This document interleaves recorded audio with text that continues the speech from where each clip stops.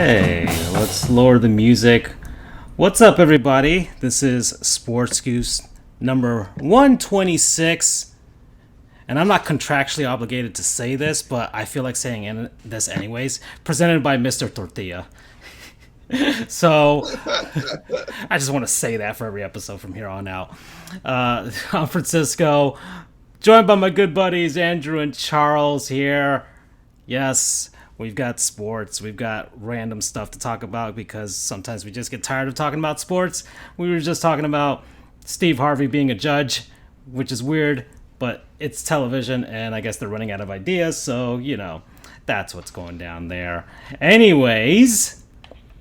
hey, how's it going, everybody? How you guys doing? Pretty good. How about you? I'm lazy today. I'm the laziest of lazy, so that's where I'm at right now. But I got some things done. You guys heard about that off camera or whatever. But yeah. So, anyways, Charles, what's the game of the day today? We are starting up Bayonetta. I need to give my Switch some love because there's a game that I would love to recommend, but I just can't yet. So I was like, all right, I need something to play during the show, and I want to play multiplayer. And I had Bayonetta from the download when I had Bayonetta 2 on my Switch, so, you know, you get the free download in there. So I'm like, all right, this will be about 10 hours, so we can get done within about 3 shows. So it's a perfect segue.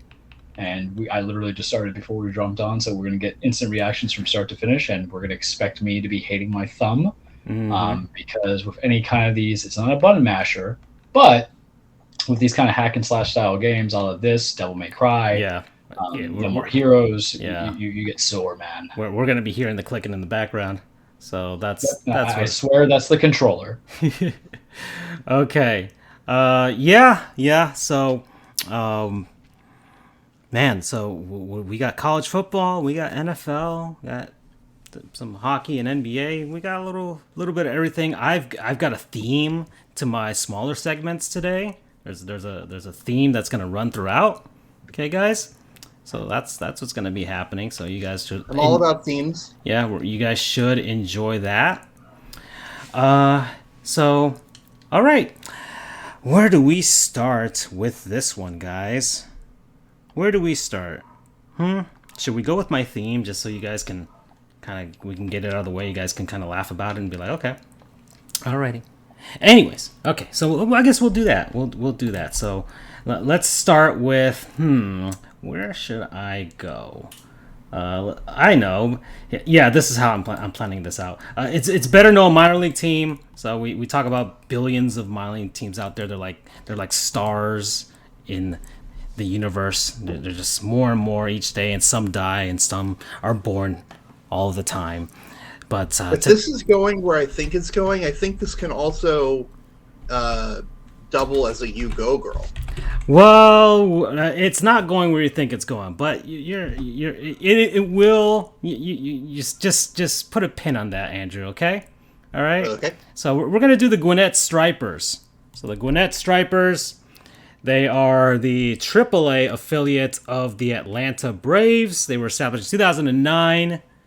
They used to be the Gwinnett Braves, and then they moved from Richmond when they were the Richmond Braves a long time ago, 1966 to 2008.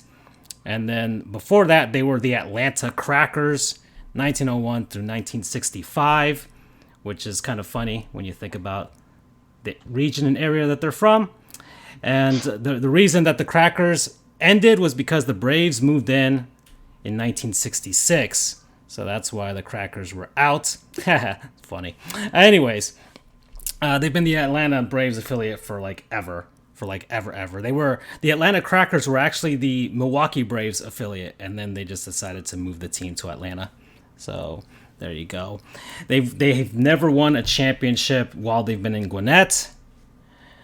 But I guess going through all of the franchise minor league history, they've got a notable amount of players. Okay, you got Brian Snitker, the current Braves manager, used to be the manager of the Stripers, and then he moved up to be the Braves manager. So that's where he comes from. Freddie Freeman, played there as well. Julio Teheran as well played there. While they were in Richmond, this is here's some heavy hitters while they were in Richmond. You got Dusty Baker, you got Bobby Cox, you got Jermaine Dye, you got Jason Hayward, Andrew Jones, Chipper Jones, Brian Jordan, David Justice, Tony La Russa, Dale Murphy, Ned Yost, and Deion Sanders. So some heavy hitters. Yeah. And then when they were at the Crackers, you got Luke Appling, Hall of Famer, Eddie Matthews, another Hall of Famer, Tim McCarver, and here's another Hall of Famer, a Pro Football Hall of Famer, Charlie Trippi was on the Crackers. And they play out in Coolray Field, which is in Lawrenceville, Georgia, opened in 2009 along with the team's move to Gwinnett, and holds about 10,427 people there. Okay, but another guy, and here we're going. We're gonna start hitting on this theme because we're gonna connect it to the other thing. Okay, guys.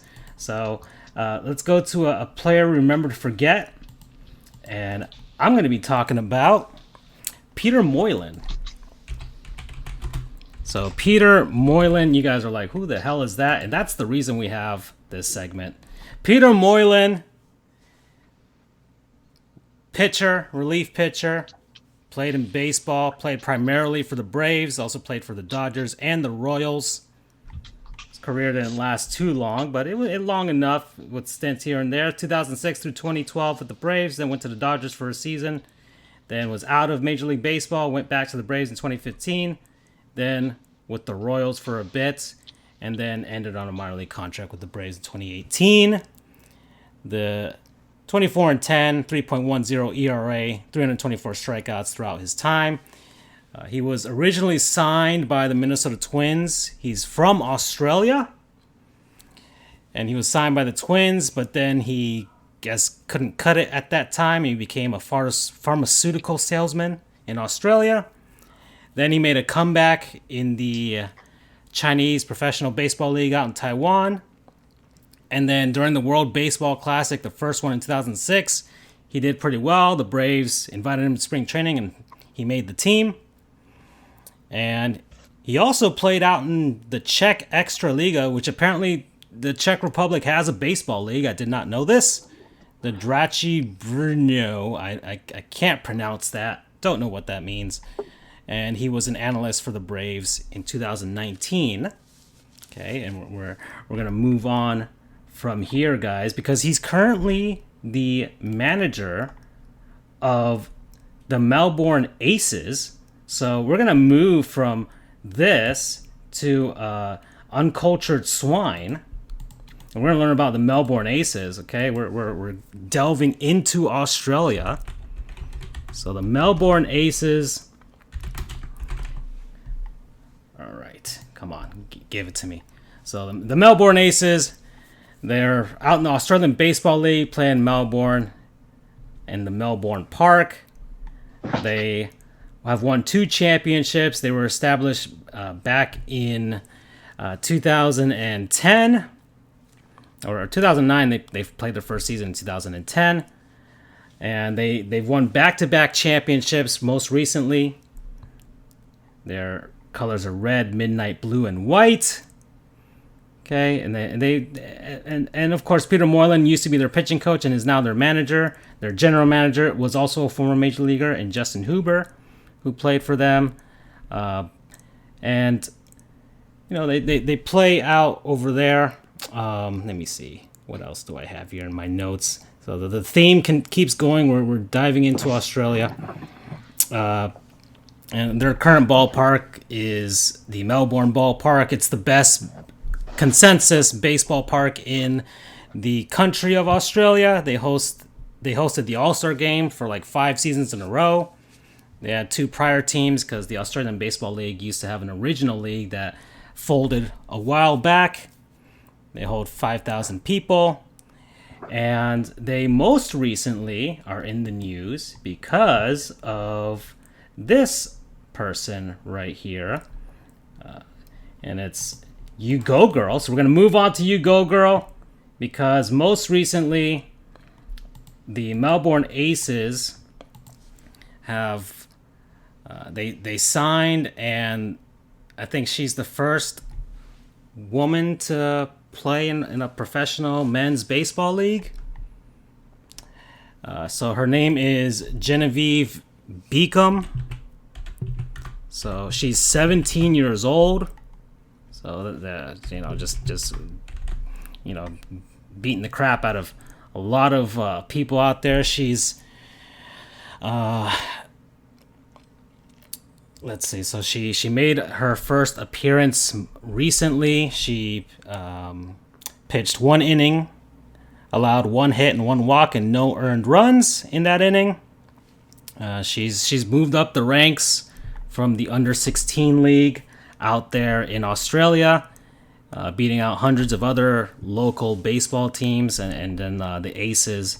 And the pitcher, Peter Moylan, just he was impressed by her, and so they signed her, and so she's blazing a trail right there, and she actually hopes to play for a NCAA team in 2023. So she hopes that she can garner some interest from someone out here in the United States. So you go, girl. There we go. So there's the theme, guys. It just went from one thing to the other. Made it all connected. That's what I did instead of a lot of other things I should have done today. Now I have Land Down Under stuck in my head. Yeah. There was an Australian theme to today. The title of this episode is Crikey. So there we go. And please, everybody, don't be mad at the Stingrays. It's not their fault. Anyways. Oh, boy.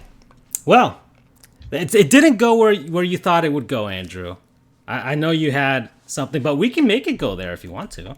We can have 2 You Go Girls, right? I think Charles would be happy about that.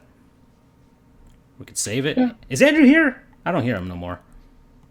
I think he's gone. I had my mic on mute. Okay. Yeah. And do you want to talk about this You Go Girl, Andrew, while we're here? I think you kind of said it all.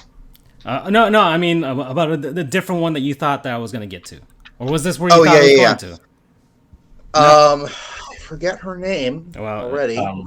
Is it Rachel Balkovic? And mind you, Balkovic. I'm terrible at pronouncing names. Yeah. Rachel. Well, you're going to have to learn it soon, Charles, because she's in the organization, the New York Yankees. So New York Yankees made some... my own name. Yeah.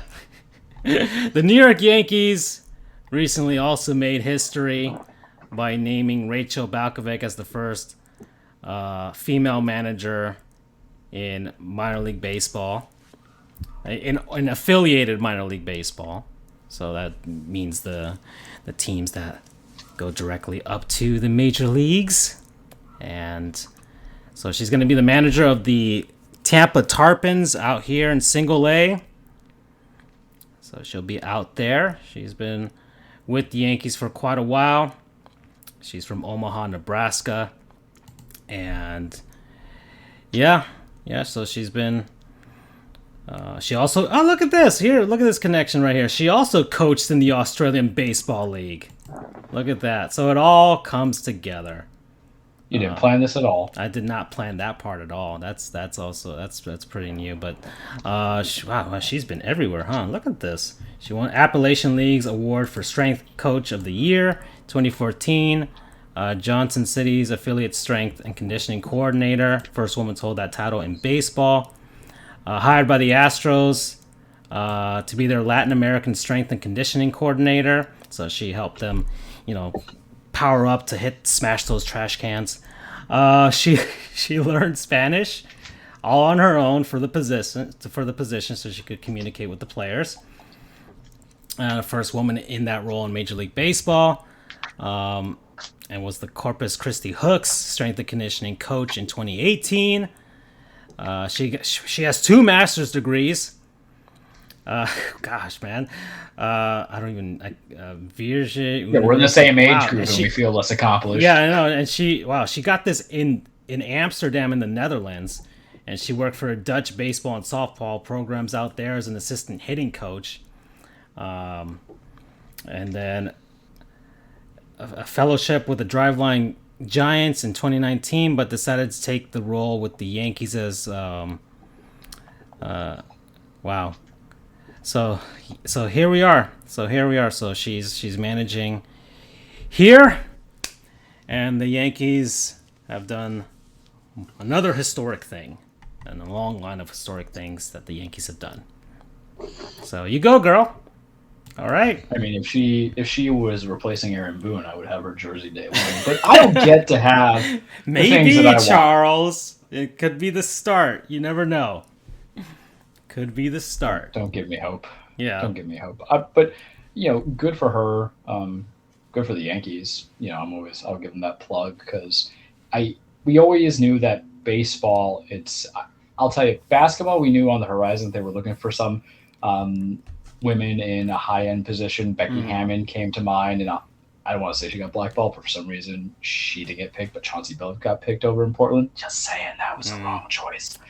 So she had to go and get hired. She's going to WNBA. I forgot who she's in to coach, the Aces or whatever, the team that lost in the finals. Yep. And then in football, you've at least had Bruce Arians trying to be a big change, and at least he was one of the coaches who were one of the first women staffers, not being strength conditioning, but trying to do things as an assistant coordinator or assistant positional coach. But baseball, I can't really say that there was a lot of women who came to mind. I think we talked about it several shows ago about how they had the all-female broadcast in baseball. That was kind of big. So this is a very positive step forward. And how do I want to say this?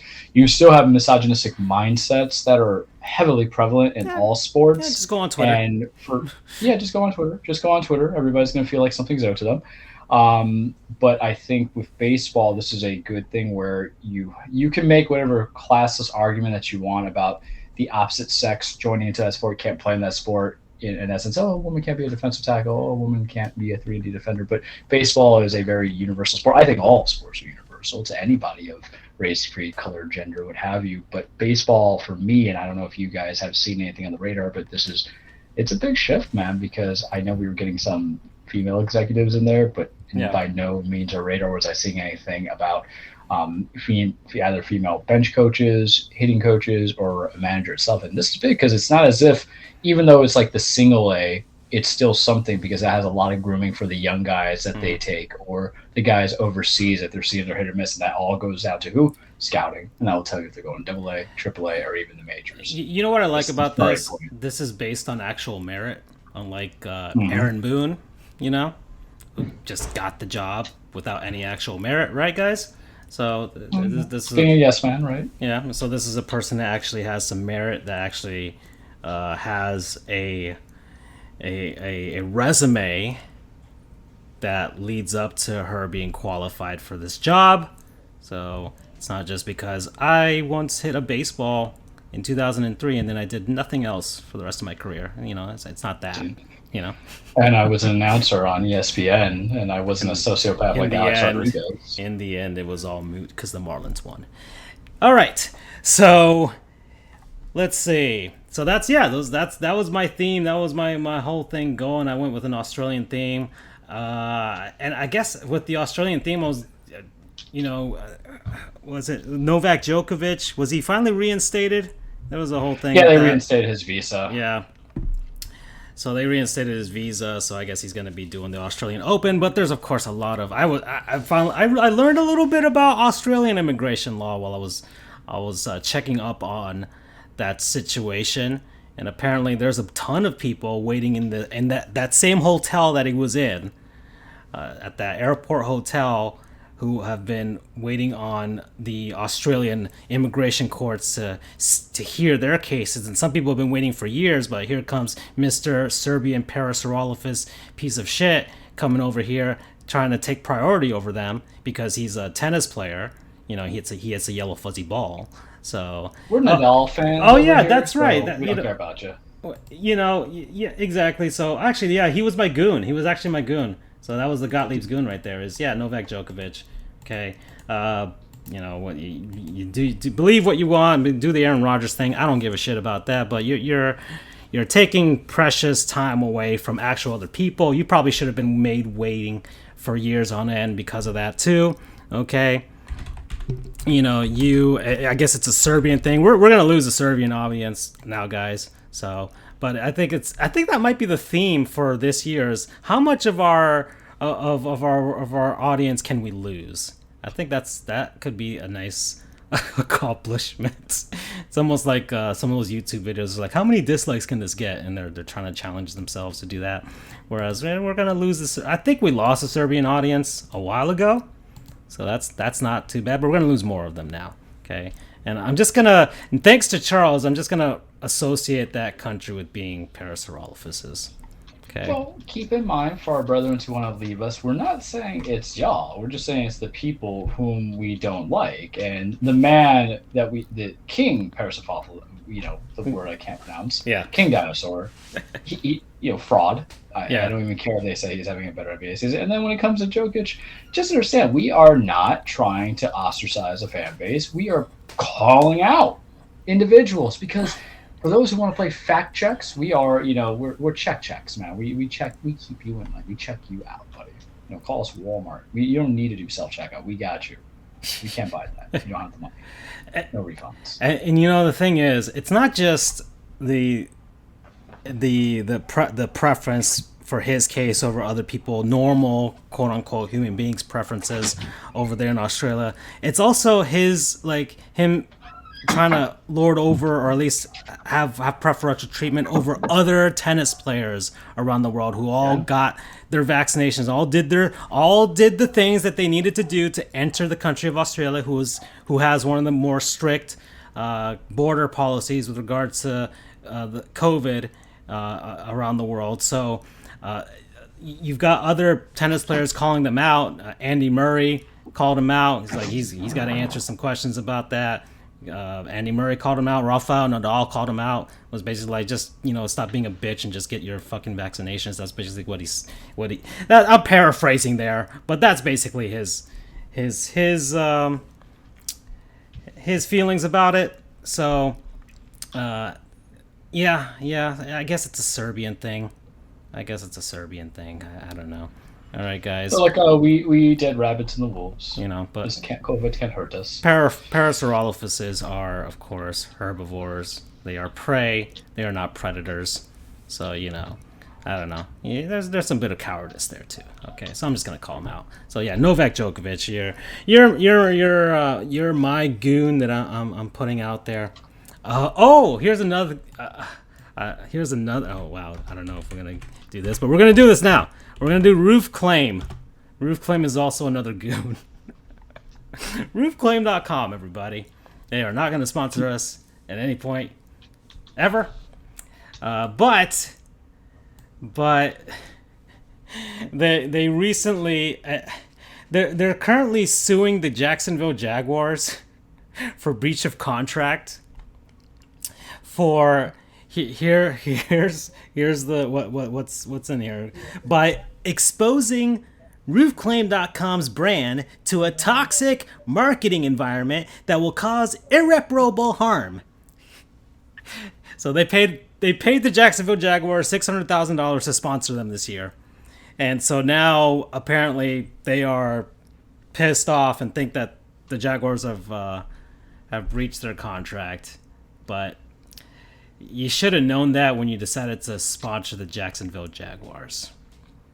So all because they fired Urban Meyer. That was like their predicate. That they acted in bad faith, but yet that coach was fired for cause. I mean, so yeah, there's a lot of things, but they should have known that this was going to be a shit show from the beginning. Well, I mean, not come just on. That, but think bigger. You're the only roofing company. I don't know if they extend to like Georgia, but presumptively, if you have the funds to pay the Jacksonville Jaguars money to kind of sponsor a season, I think you're doing okay in business, bud. Yeah. I think you'll be fine. This might be a marketing ploy. It might be that too. But yeah, so I'm gonna throw a goon out there for them. All right, and in connection to this, oh man, I'm doing a lot of connections here. This is not planned out, but I decided to just kind of talk about it anyways. I'm gonna do a real MVP to Jaguars fans. So Jacksonville. Does this include Andrew or no? I don't know. I think he's thoroughly disowned the team. Still no. Yeah. Still no. So he's fully. Are you going to go back? Team. No, No. I've debated it, but they lost me when they decided to hire Urban Meyer. Yeah. But they fired Urban. Yeah, but also the fact that they hired the known racist guy as their strength and conditioning coach. It's like there's too much now. He knows too much. There's too much to go back. So yeah, the Jaguars fans, a lot of them decided to come to the final game of the season dressed as clowns. I guess as a means of trying to get them to fire their GM. But I think the Jaguars' problems stem from a lot deeper than just the GM. Okay. So, yeah, I think I applaud a lot of fan bases that let their team know that they're very displeased when the team thoroughly deserves it. So I can get behind that, you know, as a person who was thoroughly displeased with my football team, to the point where I really don't give a shit anymore. You know, it's great to see. So to the Jaguars fans who have not been broken, good on you guys for hiding your pain by dressing up as clowns. So thank you all. Okay. And yeah, that's thank you for supporting the Colts losing. Yeah. Oh. Don't worry, we're gonna be heating. The NFL segment's gonna be excellent. Oh, should we get to it and then talk about the national championship, the second half? Do we want to do that? I mean, we know. I think we all have things to say about the championship game, so I'm okay with that being the start to the second half. Yeah, we're at the half-hour mark, so let's do that. Let's do that, Charles. Okay. Andrew, you will be biting in the background because I'm assuming you were you working RCFB yesterday? Of course. Okay, so we can kind of gauge the reaction to the game, especially as it was going down in real time. So you prep up your notes in your brain or on your computer there. Well, I've got it already. Oh shit. Okay, good. so we'll go into the second half doing that, but Charles and I will talk about the final week of the first ever Week 18 in NFL history, final week of the season. It went down. Something went down. It was pretty interesting, actually. I think a lot of people were saying this is the best final week of NFL history, and I was like, okay, calm down, guys. All right, but it was there's a lot of recency bias there, but it was interesting nonetheless. So I just want to get one thing out of the way, guys. Let me just, while we're doing the beginning NFL segment, because I don't want to talk about this no more after this. The fucking Dolphins, guys. Let's just start. Unfortunately, they gave you material to talk about it for the next several months. Yeah, which is gonna suck because of the frickin' sports radio down here. We got the Heat. Even the Heat, the Heat don't garner as much talk on sports radio compared to the Dolphins sucking. And of course, the Panthers are gonna get little to no talk, even though they're the number one team in the billboard, though. When I was, I saw it on the way to Sawgrass Mills. Oh my God, look at that! The Cats are hot. Well, that's as much South. Gosh, man. No, that's the love that you're getting. Yeah, I mean our billboard. Okay, so all right, so Week 18, the Dolphins. Well, the Dolphins did. I don't know. I guess they ruined the Patriots' seeding, but that was it. That was it. But yeah, they came up with a garbage time and final week win against the Patriots, 33-24. Jalen Waddle surpassed Anquan Bolden for most receptions among rookies in NFL history. Of course, he had one extra week to do it, so I don't really a lot of new records happened yesterday. I think it was just the NFL trying to push some bullshit stuff to market to people. Look, everybody had an extra week. That was it. Unless you were injured and only got to play 16 games or something like that, then we can't really compare. Listen, I don't know. Let's Francisco. all of this stuff happened before our time, but this is the same dilemma with the Like Roger Maris. Roger Maris, Yeah, or literally any league. 2007 Patriots. It's like and hell, the NFL hasn't been at wasn't even at 16 games forever. Yeah, I know, but it's been a long time. Talks. I'm going to tie this in here with your beloved Dolphins. The Patriots went 18-1. They won more games than your beloved undefeated Dolphins. Beloved is such a strong word that doesn't apply anymore. But they are still the only undefeated team. That's right. And everyone says that. Everyone talks about that. Yeah. They don't. Everybody talks about that too much down here. Anyway, sorry, your point is made. Your point is made. I understand. The point is, the player did the best they did with what they were given. That's true. Anyways, you know me. I'm just incredibly pessimistic, the Grinch of the Miami Dolphins fan base. Like I was just like, okay, yeah, you guys won last game. That's fine, but it was like I told you guys when they had this streak, I wasn't believing on it. I stopped watching the games. I stopped watching the games, guys. I truly did stop watching the games, and when they were 8-8. I'm like, okay, that's fine. Or was it? No, they were 8-7 or whatever. They were 8-7. They were 8-7. It's like, that's fine, whatever. I don't give a shit. They're gonna screw it up, and they did. They did, and now they won a final garbage time game against the Patriots in the final week, and the Patriots are still making the playoffs, which is really nothing new for the Dolphins. All right, the Miami Miracle. You all remember that? It didn't really matter. The Patriots still made the playoffs. The Dolphins didn't. So none of that mattered. None of this matters. But it mattered enough to Stephen Ross, who I still am going to say he's going to die before the Dolphins even win a Super Bowl. He fired Brian Flores. So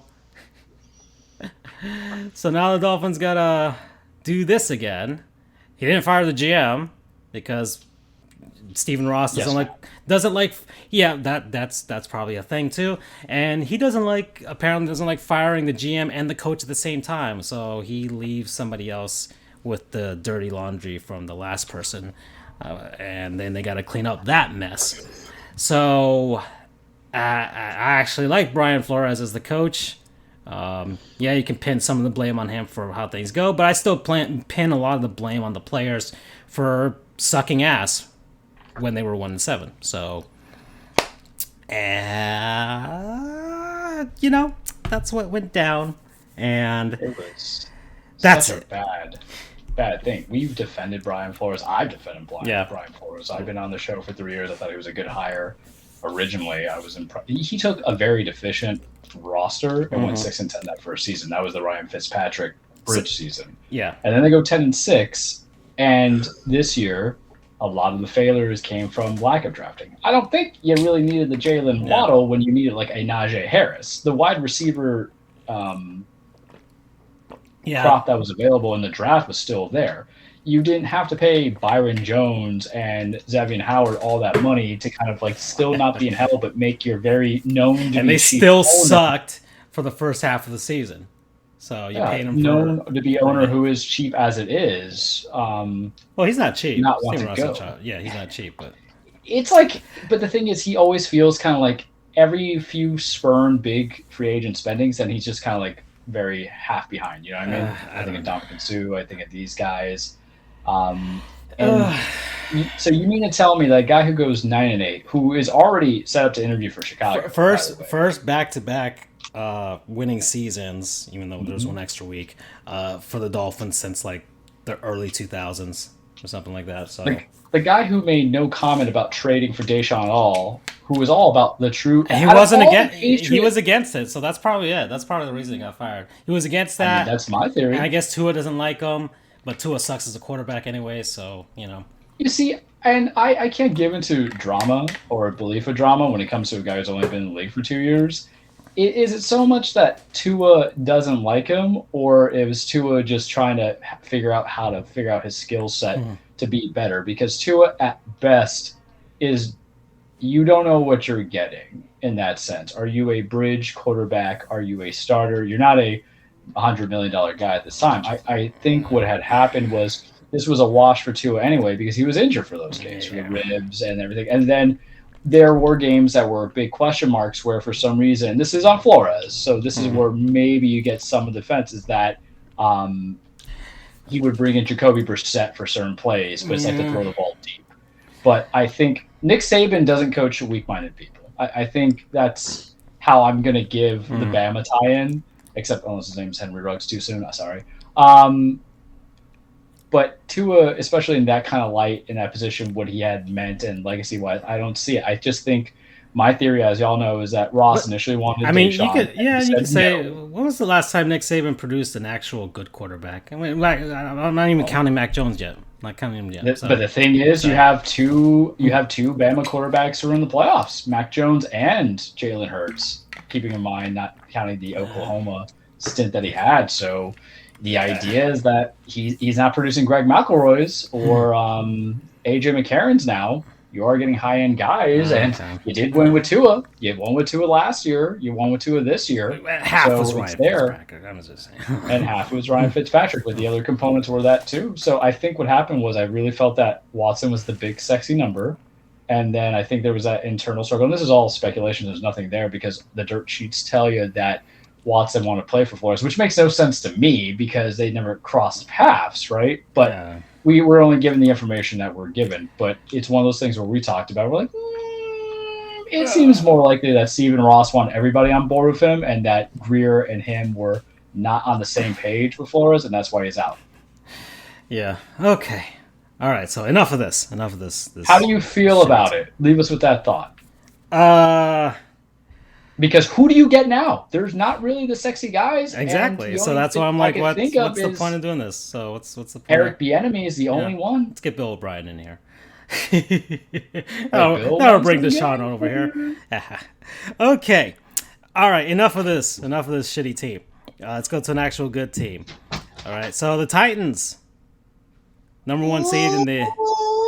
Let's go. Number 1 seed in the AFC. 12-5. Ooh. Beat Texans. Let's go. Can I take that range? Let's get in. Let's do this. So we went. No one wants to call us a Super Bowl contender, understandably so. No one wants to give us the love, understandably so. No one's going to even cast a vote except for one guy for Mike Vrabel for Coach of the Year because it's not the sexy pick because all this stuff is rigged. But you know what's not rigged? Tennessee, man. We won some, we lost some. We played everything. You know what was rigged? When y'all tried to get Seattle to win that game, refs. And guess what happened? You got cursed. 7-10. You know what's not rigged? Us knowing that we could be the best team out of everybody. We're not fraudulent. The Buffalo Bills are fraudulent. Beat them. Kansas City Chiefs, they're fraudulent. We beat them. The Indianapolis Colts, where all my people were saying, "Oh, Jonathan Taylor, he's the true MVP." I'm like, shush, child, because if Derrick Henry was fully healthy, that man would be the true MVP. Forget Aaron Rodgers, forget Tom Brady. Yeah. But I told you, they got here this thing. The Titans are the first. Let's see, the Titans are the first. Are the 5th team in the last 25 seasons to finish as the number 1 seed without a 1,000-yard rusher or receiver. But of course, if Henry was healthy, that would have been easy. So, keeping in mind, and 3 of the previous 4 won the Super Bowl when that happened. Yeah, and keeping in mind that he was only 7 yards away from getting 1,000 yards when he went down in week 8. Yeah. But enough about rigged. Let me tell you what is rigged. Destiny. And Destiny has given us all these golds on a platter because we get that bye. We beat all the right teams. No one wants to acknowledge us as a true number 1. Sure, considering the fact that we have the same record as the other number 1 seed over in Green Bay. So believe what you want. And we beat Kansas City, so we're sorry that we're not that sexy, but can we beat them in the playoffs? I don't know. I'm not going to say anything about that. But everything is coming up daisies because now are we really the team that you want to play in the playoffs? Where if we get Henry back, we're not going to give him 40 yards or 40 carries a game, but that's what Deontay Foreman's for. So they're going to kind of go for the same thing. Julio Jones had like 60 yards and a touchdown. A.J. Brown's healthy. I want this. I love this because I think if we win, we go against what the Patrick Mahomes teams, the Houston Texans of their time, the Green Bay Packers telling you that you needed the most elite team, whereas we gave you a complete team. And yes, you laughed at us because we lost to the Texans. You laughed at us because we lost to the Jets. Okay.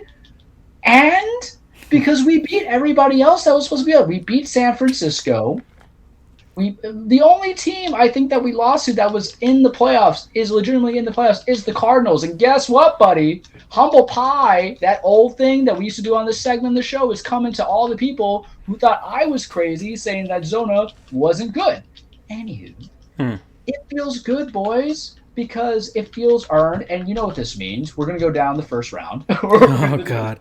Well, no, you're guaranteed into the second round because you're number one seed, so... Yeah, well, we're gonna get knocked down to the divisional. I already understand this, and I accept it. I'm okay with it, but it feels good, and it feels different than 2009. For a flashback, 2009 is where we went to the number one seed with Kerry Collins and Chris Johnson. Yeah, as our big ones, and Lindale White chilling in the corner doing tequila shots. So this feels better because it's a better coach. This is not Jeff Fisher. This is Mike Vrabel, who is adaptable. I still have concerns about Tad Downing, but I don't even know who our opponents are. And to me, oh, happy day for us is the fact that we're not going to see the team that scared the legitimate crap out of me if they got into the playoffs. And that was Baltimore. I was terrified about getting them because they got it. I'm not scared about Pittsburgh, which was the other team that we lost to. But that's when we played them when we were super deficient, where we didn't have A.J. Brown and Julio Jones or Derrick Henry. That's who we played with the Steelers, and we lost by 6 points. Am I concerned about Kansas City? I think y'all should be concerned about Kansas City because look what happened to them. They could have beat certain teams, and they could have get it done. And what happens if you don't have Clyde Edwards-Helaire? Am I concerned about all the other teams? So you guys will play the winner of either Cincinnati or Vegas. So that's who you got to anticipate coming. I don't want none of those Patriots, though. I'm just telling you that right now. Okay. Don't give that to me. But it feels good. Y'all going to get it now because it's home field advantage. If it's going to be snowy season in Nashville, we run the ball. We have reliable pass catchers. Who do we match up with? And part of me, and one of my best friends is a Bills fan, but part of me wants the Bills because y'all still right into that dick for some reason, whatever that might be. When, poor Josh Allen has to literally do everything and anything. But this feels good because we've had the one seed before, and I knew that stuff was fraudulent back then. Because why? Jeff Fisher was coaching. It feels different with Vrabel. Vrabel should get coach of the year stuff. Now that he got the one seed, considering the fact that he did not have his core component of guys for the majority of the seasons. It probably isn't going to go to him. They'll probably give it to, either Belichick. I would actually say Sirianni, but I think that's just because whoever coaches Philadelphia, I bet watch everything like that. Yeah, but and look, I can get that too, even though they never beat anybody 500. But this is good, and it also goes to show that when you're actually consistent, this is the big message. Teams should hate us, not because we're the one seed. They should hate us because our ownership, especially after Bud Adams' death, had a clear vision of what they want to build. They had a GM who had a clear vision of what he wanted to build and what he wanted to do. And they hired a coach who had a clear vision of what they want to do, being 9-7s, but going to playoffs. Because remember, John Robinson made the clear distinction to be like, hey, Mike Mularkey, nah. We're not going to keep you even though you won a playoff game against the Kansas City Chiefs back then. They made the decision to say, hey, Marcus Mariota, nah, you're good and talented, but we don't believe in multiple. You get second chances in life, and I think that's fine, but you can't get fourth and fifth chances. They said, hey, running backs, I'm going to let you guys go. And they scouted well. We're the well-oiled machine. This window will only be open, I would say, for another 3 years because at some point you have some big-ass holes that you have to do. We said, hey, Corey Davis, nah, we're going to let you go to the Jets, and you handle it wherever you have to handle it on. And then we balked on Julio Jones. I told you, Julio Jones was not for the season. Julio Jones was for the playoffs. But hate us because of the fact that we actually should be what all you other people strive for. We don't have the sexy picks. We didn't get the sexy backyard quarterback who came from a spread system and, is a Keebler elf. We didn't come from being the sexy BYU quarterback that didn't play anybody, but you love it. We didn't get anybody from Clemson. I love it. I know I went on the super duper rant on it. I apologize for taking up the time, but it feels good because no one even feels like we should be a 1 seed. But I'm like, but it's not like college football where there's real politics at play, and that is truly rigged, or the NBA draft where it's truly rigged. We actually did it, man. So these nuts. That's my 15-year-old on that. Okay. All right. Let's go to the other playoff teams here. So Tennessee, yes, number 1. We got the wild card weekend. We got the Vegas Raiders versus the Cincinnati Bengals. So let's the Raiders. Yeah, let's talk about this. All right, so the Bengals, we already talked about them. They won the North, all that stuff. But the final game of the regular season between the Chargers and the Raiders. And I am sad that nobody decided to tie. Cowards. No, exactly. Right? They should, NHL teams, when they're tied in regulation and it looks like they got the last couple of seconds and it's like the other team's got the puck on their own end and it's like, okay, let's just hold it right now and we'll go into overtime. Let's get the point, and it seemed like that could be the thing. But apparently both teams decided to actually try, leaving the Chargers and the Raiders to play the game. Although the universe could have given us a treat in having them tie with them actually trying to win the game. It almost happened. And people were hoping and praying it would happen. Unfortunately, it didn't. The Raiders won in overtime. But it was an interesting final game. Because of all those things. Of course, they could have realistically just kneeled for the entire game. And I was... I mean, could you imagine the amount of talk about that? They could have done something great. There would have been a new rule. They would have made a new rule in the rule book if that had happened, If both teams intentionally tied the game, just kind of colluded together before, and so like, you know what, guys, I'm just going to kneel. It's like, all right, we're going to kneel too, all right? Do a gentleman's handshake agreement right there, and then go. And the people who paid to watch that game, like, I wouldn't even boo it. Would you, if you were in attendance for a kneel, like an entire game where they just kneeled to a tie? Like, that only if I was that one Pittsburgh fan who somehow, some way happened to be the Raiders-Chargers game, which was so weird to me. Yeah. I don't know. Because they did have a close-up of somebody. I think that was a plant, to be honest with you. So yeah, the one fan there, it would have been amazing. They could have treated it like a soccer match where they're just cheering and chanting and drinking and just going crazy. And it's Vegas. It would have been a huge party atmosphere, I think, between whatever Chargers fans made it over there and the Raiders fans there. Like that would have been something special.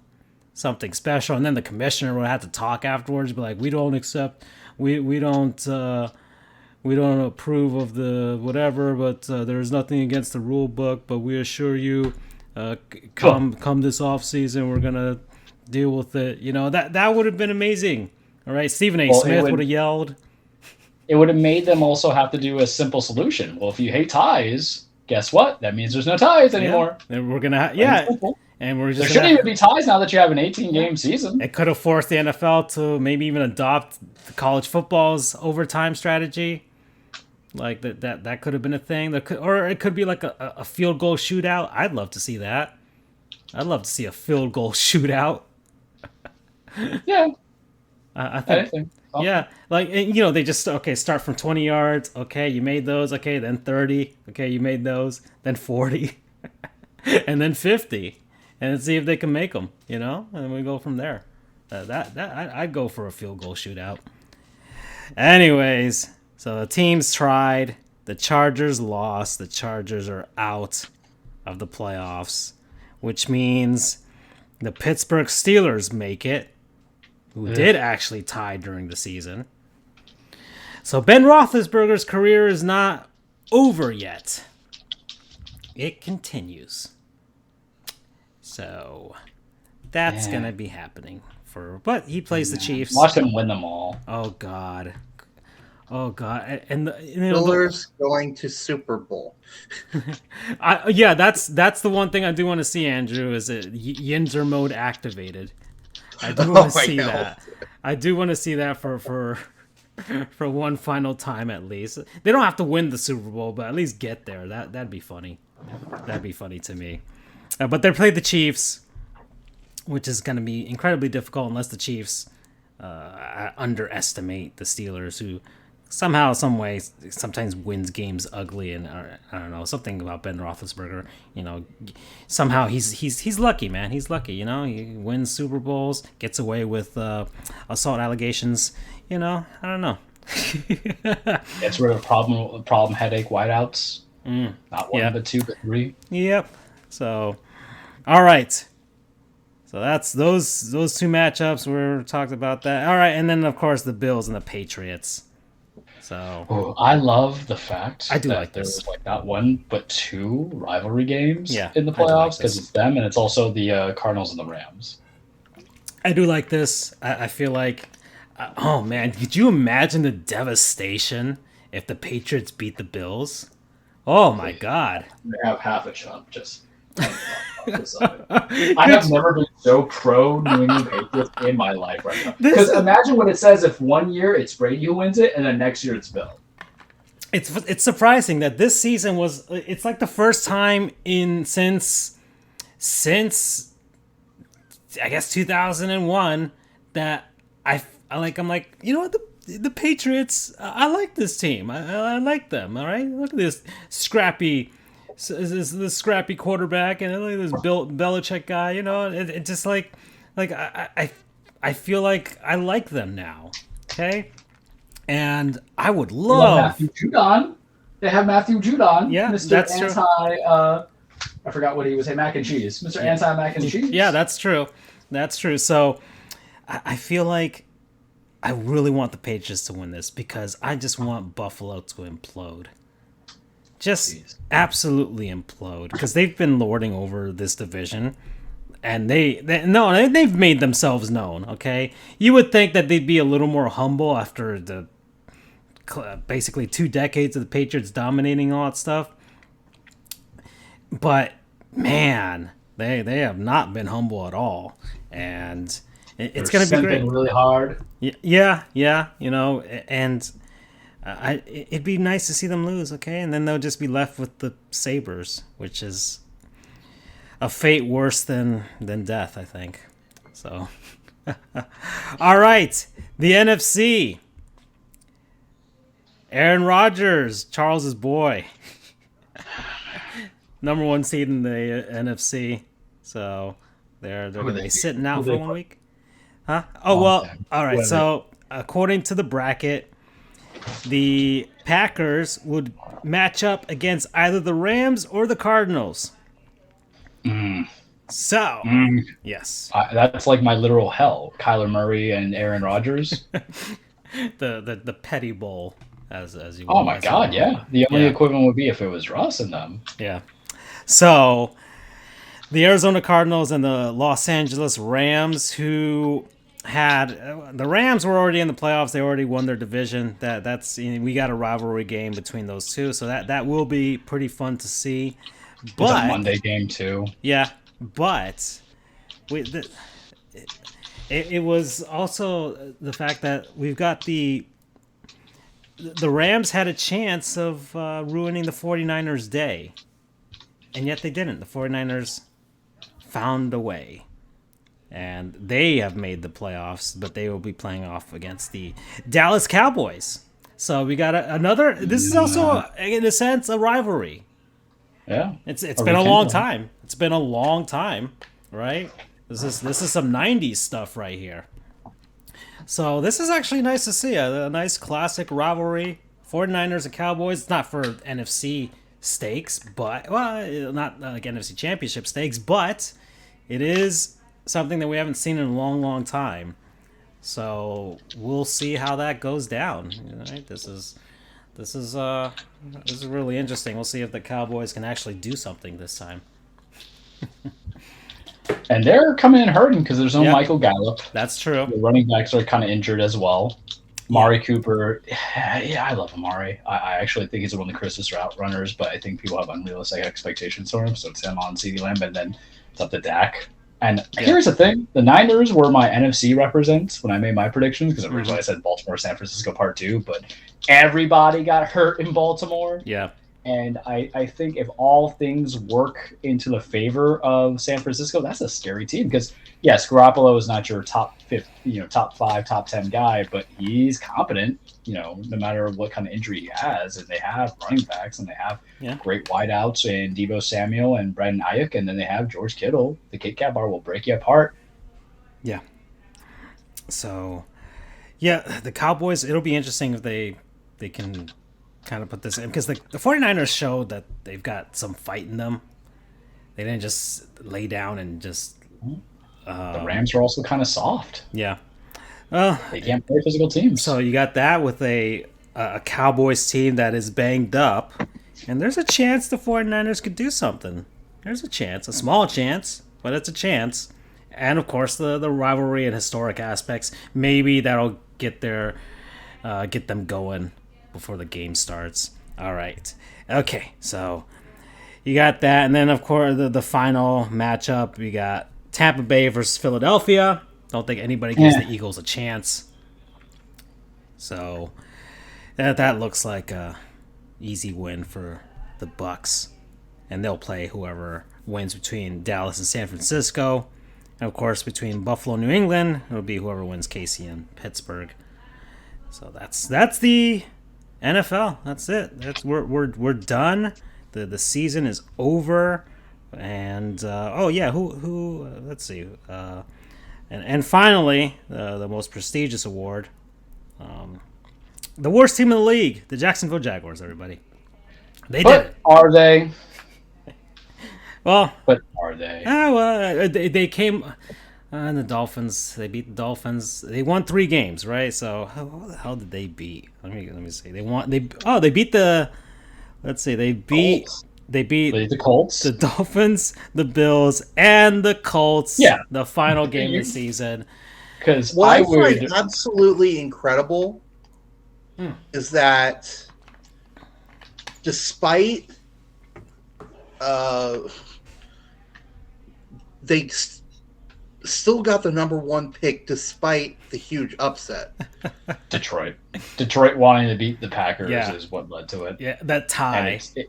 Well, here's the thing, guys. It's very similar to when the Titans had consecutive number 1 picks, because we had the Marcus Mariota draft where I don't think we had number 1, but we had number 2. And then we had number 1 for the next year, and we just trade up to give Philly Carson Wentz. So Jacksonville, it's a genius thing because they could just trade down if they needed to and really build on that stuff. Or they could spend money, but Shad Khan's just bad at hiring people. Yeah. So, but the worst team in the NFL is, without a doubt, the man who just got fired today's former team, the New York Giants. That's Joe true. Judge is gone. Yeah. And when you spend all that money, well, they spent some money, but when you spend money and they didn't give you much into it, and you couldn't do anything, and then Mike Lennon was your starting quarterback for the majority of the season, I would say going 4-14 or 13, whatever the hell the numbers are, and the Jaguars going 3-14, at least there was real people. And you know what? The Jaguars kept me more invested this year than the Giants did.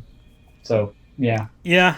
Oh, yeah. Final note. Coach is fired. Yeah. Joe Judge out of the New York Giants.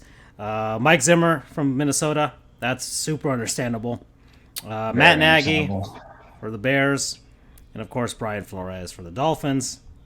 So, he's going to be the Bears' new coach. Yeah, it seems that way. But, and then, of course, Dave Gettleman resigned as the GM of the Giants. So things are going great out in New York. All right. The Minnesota Vikings are also completely cutting loose. Everybody, the head coach and their GM are gone as well. Oh yeah, and the Broncos, right? They fired their coach too. Yeah, they fired Vic Fangio. He'll get hired. He's either going to be that coordinator immediately, or I can honestly see like New York taking him and being like, listen, all Denver ever wants to do is find like John Elway's successor. We've had a man in here before. We realize they're not that great. We think you could be the team with better structure. I wouldn't be surprised. Yeah. So there we go. That's it. And that perfectly leads us off into our midway segment. It is a word from our non-sponsors, people, places, things, concepts, what have you, that we have been enjoying over the last week. I'm going to start, guys, because I was harping on this, and I think Andrew knows where I'm going with this because I was harping on it with him before. My non-sponsor is a game called Hypnospace Outlaw. Say that 5 times fast. So, Hypnospace Outlaw is a... they have it here as an internet simulation game. It's on Switch, it's on Xbox, it's on PlayStation, and it's on PC. It was out in early access a while ago. A lot of people kind of caught on to it, and it made I think last year, a full release finally on the consoles. So it is surreal.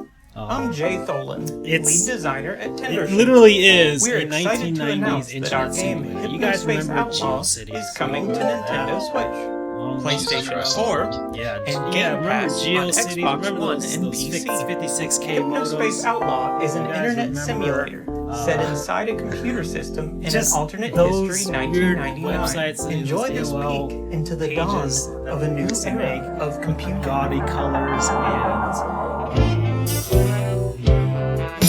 120p, 10 frames per second FMVs, the MIDI music coming out of your PC speakers,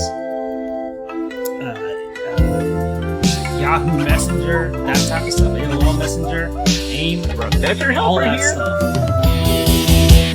Early Napster. You got it all here with Hypnospace Outlaw. It's such a fun, fresh idea. You are a moderator for an alternate reality 1999, right around before the Y2K stuff happens, where you are tasked with looking at these fan pages or just people putting up their internet GeoCities pages, and We're thrilled to reveal You have a new content the update, power of the band. Hypnospace Plus, which will launch So you along look with for Hypnospace violations Outlaw of the terms of service. So that's either copyright infringements. I think it was, they had an acronym for it. I think it was CHIME. Copyright infringement, harassment. I forgot what I stood for. I think malicious, like content, malware, that type of stuff. I think I had to do with like distributing like porn or stuff like that, and then I think E was like extra legal commerce, where they had their own currency to try and I don't know, steal people's money or whatever, that type of stuff. So maybe early crypto type of stuff. So that's it. So whenever you see that, you bring down the ban hammer. You can flag users. You can try and get them removed from the service. And there's an overarching storyline above that as well, where some sketchy stuff is happening in the background, and it's all based on like VR in a sense, but this is where you use the internet while you're sleeping. So that's the whole thing.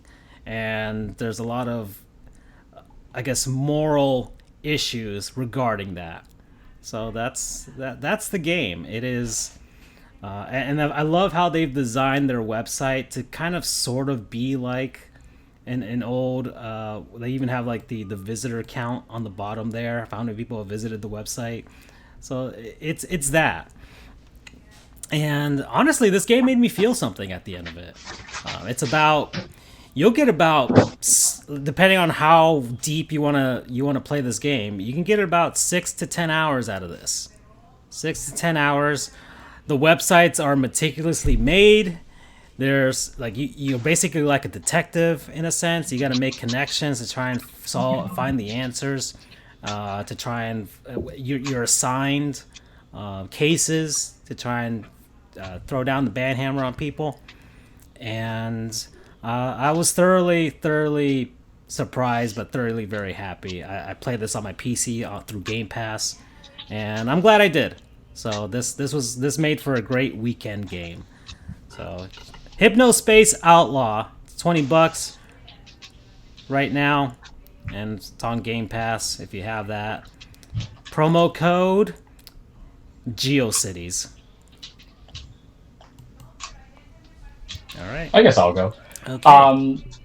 So this is me doing my ultimate lawyer move and acknowledging something that I won't acknowledge, but because I have to give credit to it, but because I'm irate. So this is how we call sucker fishing. Something in there. It's kind of like how bills are made. So there's a particular game I've been playing, but we know I cannot put it as my non-sponsor. So, however, my non-sponsor for this week is my PlayStation 5, which I haven't done. So, on the PlayStation 5, it is really just a step ahead into the future. I got it in August. It's just enjoyable. You have the haptic feedback to the controllers. You have the ability with an SSD drive, which I also got an upgrade storage. So that's the shout out to Western Digital for going on sale at Best Buy, which we usually get our stuff. So I was able to get a 1 SSD or 1 terabyte SSD drive internally to kind of expand on the memory. Really pushing limits to 4K high rendering. So if you have an HDR television, 4K or an OLED, which one day I will procure, you're going to see some beautiful games. And the backwards compatibility is great for the PS4. You can play those PS4 games, have an external hard drive. Introducing the PlayStation 5 and PlayStation 5 Digital Edition consoles. A huge leap forward in the evolution of gaming from PlayStation. Get to the action lightning fast with an ultra high-speed SSD. Immerse yourself in adventure with support for haptic feedback, adaptive triggers, and 3D audio technology with compatible headphones.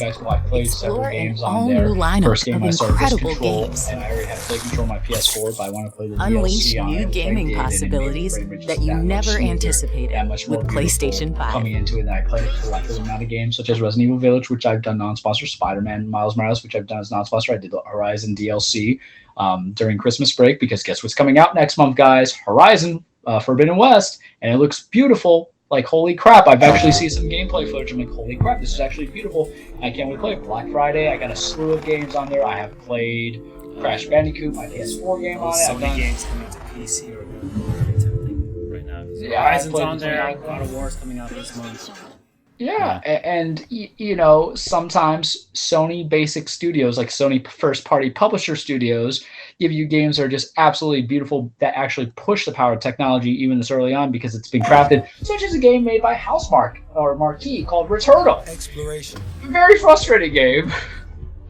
I'm addicted to it, and then I love it, and then I hate it. It is toxic. We just are bad for each other. But it's basically right now. Oh, there she is, just haunting me. But that's me giving me a shout out because I've enjoyed it. But then dying at the very beginning, having to go back. And I played DuckTales Remastered on hard mode.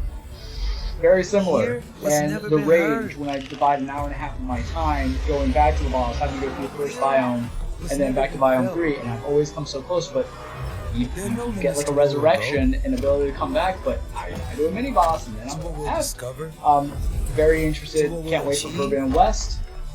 Definitely can't wait for God of War 2. That's really like why I needed the PS5. Remember, I didn't procure my PS5 and my friend was like, yo, I reserved one for us, so let's do this. We're going to be playing Madden on now. We finally put to bed our old Madden franchise for Madden 20 after 300 plus hours, and we did a fun final go away for this last season Madden franchise. We just advanced everything by like 10 years, so there was a whole bunch of news that we didn't know, and whooped them, so it was great. So Sony, you've done well. I've had all your consoles. The PS3 is not my favorite. PS4 is. I mean, probably it was the PS2. The PS4 is one, but I'm enjoying what the future could be for the PS5. It's fun. There's going to be games. I love God of War. Y'all know I love my Norse mythology as it is. I don't play the Ratchet & Clank series, but I could. And if you get a PS5, you get free 20 PS4 games, including the original Ratchet & Clank. And look, I'm not doing this as a component of Xbox versus PS5 versus Switch. I love them all. I will probably get an Xbox One when I really need it. I do want to play Halo Infinite, fine, even though I don't get the whole free-to-play option. But I have enjoyed my PS5 now. Right now we're playing the Switch because I'm hurt by a certain video game, a certain main character who I have a toxic relationship with. But we can get better. We can overcome this. You can fix me. You can make me be a better man. Celine, you can make me a smarter player. I promise you. Not me looking at damn walkthroughs to just kind of beat a boss. Damn it. So here's the thing about Returnal, boys. So this is like me getting the sucker fishing because I can't give the hype because of how angry it gets, but I'm going to give it its love.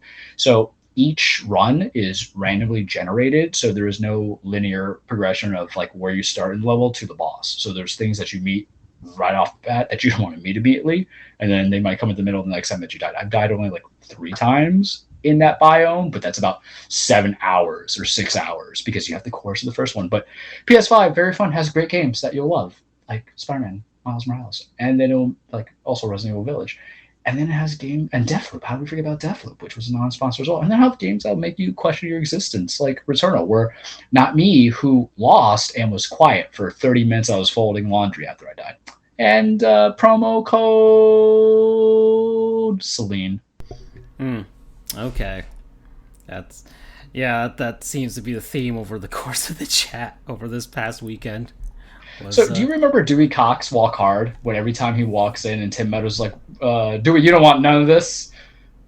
That was literally me with that game. Oh, you don't? I'll send you the link and then you guys will get it. Okay.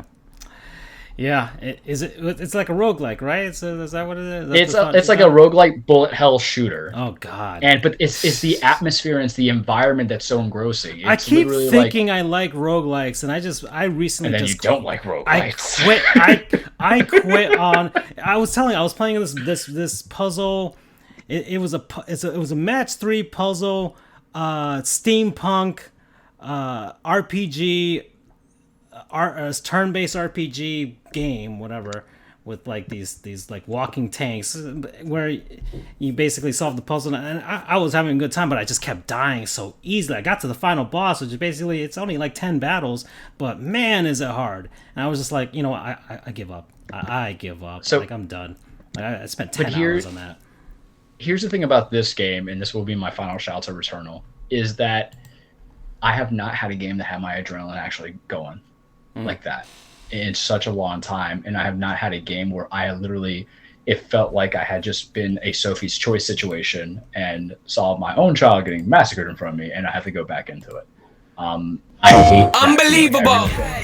Inconceivable. See myself as fairly reasonable. But at times I can be stubborn, so if I have to, I will rock the boat. So Housemark, I don't know if you're listening, but create a god mode like Hades did for Love of God, just do it. Because if you don't change the there's nothing that you don't get to do that. They just finally updated sometimes I find them comical. Incomparable. Replay value phenomenal. Beat selection remarkable. I'll hang around no phonies.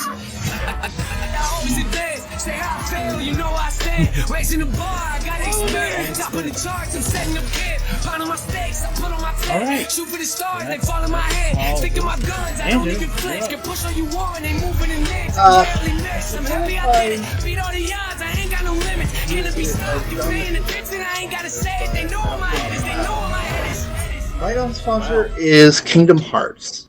Oh yes, give it to me. I think I did 3, so that might be one it came from. Charles did do 3, but yes, go ahead, Andrew, because you.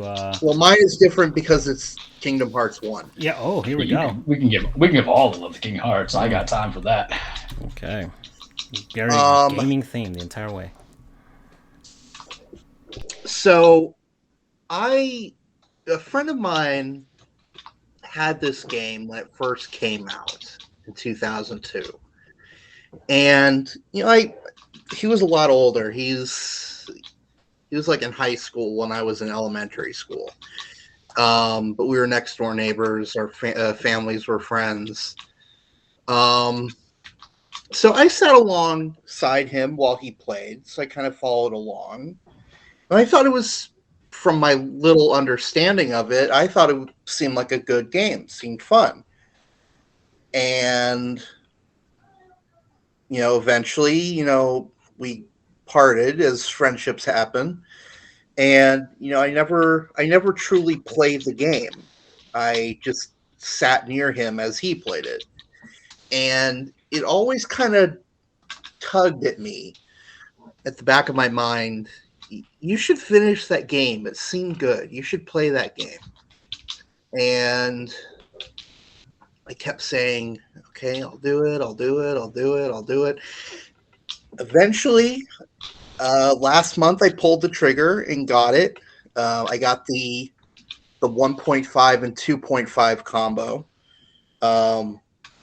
Which I don't quite 100% understand what that is. I think it's just... Nobody understands anything about Kingdom Hearts. I can explain it to you. All it's right. that you get all the other side stuff in between. Let's dedicate an hour to explain the story.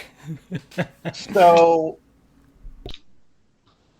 I started playing it, and the nostalgia just kicks back in. And as I told the guys, it harkens back to a time when Disney was less evil. That's true. Disney around the lurks in every heart. Was just Darkness is our foe. Throwing everything at Would that we could be rid of it. You must destroy it. I never thought I would Push say the this. darkness down. Give it But no Disney under order in Michael your heart. Eisner is actually really good. Go forth, Sora, Disney Donald, under and Goofy. Tiger, and now Everyone is waiting. Really pushed more into a key that opens the hearts of entire worlds and allows one to obtain under Eisner, anything and everything. I mean, yes, they were a part of a lot of different organizations. They had Know this. The heart that is strong and true shall win the Keyblade. But they were less... Kingdom Hearts, fill me with the power of darkness. Those creatures that attacked you Imperial, are after whatever. the Keyblade. But it's your heart they really want. You think you can defeat me? The truth! One of my favorite things growing up was going to ESPN. I know now, without a doubt, Kingdom Hearts is all light. these famous guys, sports personalities, and go there. A lot of fun.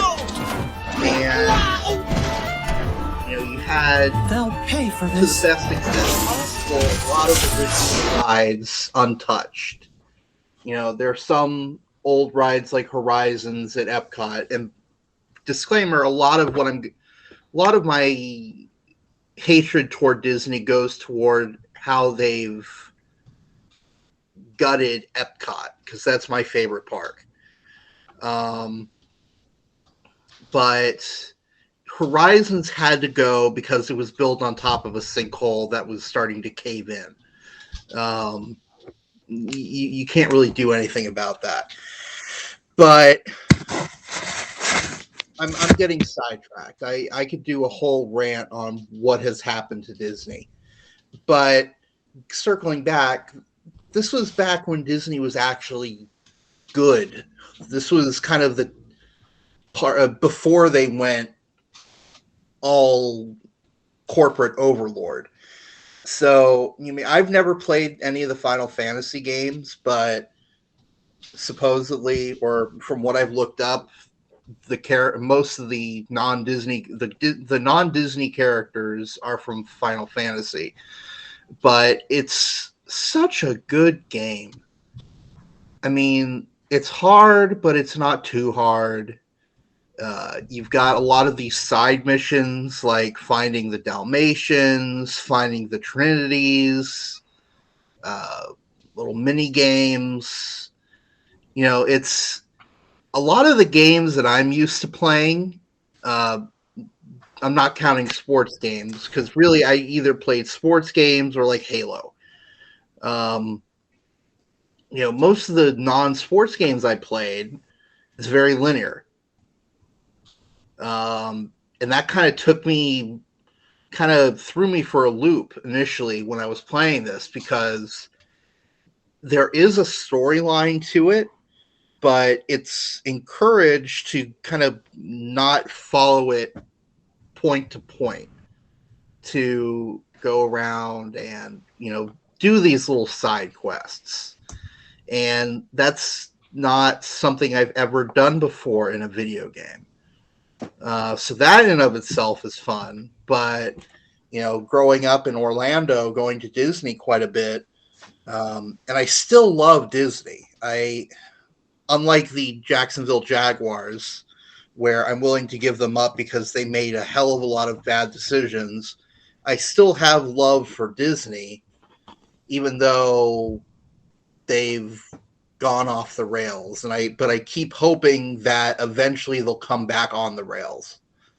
So seeing, all these Disney characters that I love, it's like a warm hug whenever I'm playing this game. So it's been a nice escape while I'm studying for the bar during COVID, and generally just a really shitty year, couple of years in general. So it's, I'm glad that I finally decided to go and get the game. It was definitely worth it, and I'm 27 hours into this thing. Supposedly you can finish it in like 12, but I'm not going that route. I'm going to enjoy this and get it as complete as possible. So yeah, if anyone has not played Kingdom Hearts before, I'd highly recommend it. Even if, like I was, you never played an RPG game, or what did you call it? A JRPG? Yeah. What does the J stand for? Japanese. Oh. But also you're prepping for like 100-hour game time coming into it. So, yeah, that's really all I've got to say, but Kingdom Hearts, amazing game. I couldn't recommend it enough. Promo code Keyblade. Okay. Yeah. I've yet to play any of the games in the series, but it is yeah, that's a lot. I have a PS3, so I could technically get into it, but gosh, that's a lot of time and commitment to do that. All right, so a gaming themed one, and I'm gonna see if you're gonna be able to hear us, and a lot of them with the chillers in the background, because I forgot to mute that part. So that's on me. That's on me. Maybe your mics were loud enough to be on par with it, but I don't think mine was. But regardless, well, that's for me in post. That's for me in post. All right, second half. Where let me just rattle off just the NHL All-Star game is happening in Vegas this year, and the coaches are set now. This is the kind of the cutoff date for whoever had the best record in each division. Andrew Manette of the Panthers, yay, gets to go. Ron Brittamore of the Hurricanes is going for the Metro Division. Bednar for the Avalanche in the Central Division, and Peter DeBoer for the Golden Knights. So home team Vegas is going to be doing that. So there's that. The 3 stars from last week. Gabriel Landeskog for Colorado. He had a hat trick, as well as 7 points over the course of the week. UC Saros of the Predators went 3-0, 954 save percentage, 2 goals against, and the Predators are now in first place in the Central Division. And Thomas Hurdle for the Sharks had 2 game-winning goals and 6 points over the course of the week with 4 goals there. So there's that. I have nothing about the NBA. I don't know what's happening. I have no idea what's going on for this past I week. have one thing to address on. Klay Thompson's back. Oh, yeah, that's right. That was a big thing that happened. He's back. So that's great. The Warriors only need to get better. So that's what's going down. Okay, so that's... We miss Jimmy Butler. Yeah, of course I miss Jimmy, but his tweet, his Instagram presence and tweeting has been hilarious because he's openly insulting his fellow teammates, and it's great because there's a lot of love there, and that's fantastic. That's why I love him. That's why I want to marry him. So there's that, and the Major League Baseball. The only thing is I know is that they're finally going to start talking to each other between the owners and the players union. So that's going to finally start, but who knows? I don't know what's going to happen there. And that's it. So that's the rest of the other sports. Let's jump right into the college football playoff national championship. I, of course, put the distinction because Andrew will crucify me if I don't have that distinction because it is the playoff national championship, not the only national championship. It's the only national championship. Anyways, that happened. That went down. And it was Georgia, Alabama again because... God. Rigged. Well, and Georgia finally got over the hump. They finally beat their demons. It's been 41 years. So there we go, Andrew. So that you were, of course, RCFB. You were modding the entire event. How were things? Let's do a timeline thing. How are things before the game? How are things in the first quarter, especially the first quarter, the second quarter, third quarter, fourth, and then the aftermath? Let's go. Well, it was relatively tame. I was expecting a lot worse, but it ended up actually being a pretty low-key affair. There weren't a lot of fights, at least initially. It was pretty chill. Admittedly, I wasn't in the real guts of it, actually actively removing comments. I was handing out suspensions and bans as needed. So I didn't really see actively what was going on comment-wise on a minute-to-minute basis, but we really didn't have that many particularly egregious comments. So that was pretty surprising considering the stakes of the game, the fact that they're both from the same conference. You know, this had the makings of a very volatile game for fans, but it really didn't end up going that way, which was surprising. The first half of the game was boring as hell. It got a lot of people. A lot of people were reminded of the 2011 national championship between Alabama and LSU. They had played previously in the season because they're SEC West teams. They both ended up in the conference. They both ended up in the national championship, and this was before the playoff, mind you. So it was just 1 and 2. In that game, God, what was the score of that one?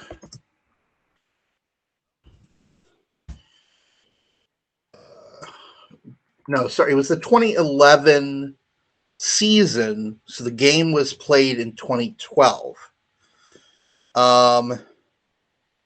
That was 21-0.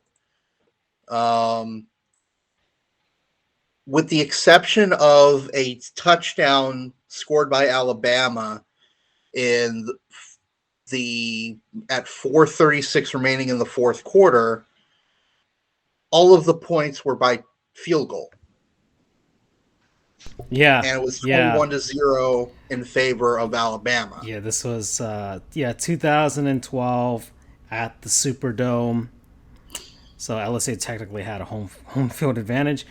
And yeah, Alabama did win that with mainly field goals. That was funny. Like, it was so. I didn't watch that game. I just remember the after, because I wasn't really into college football at that point, at least compared to what I am now.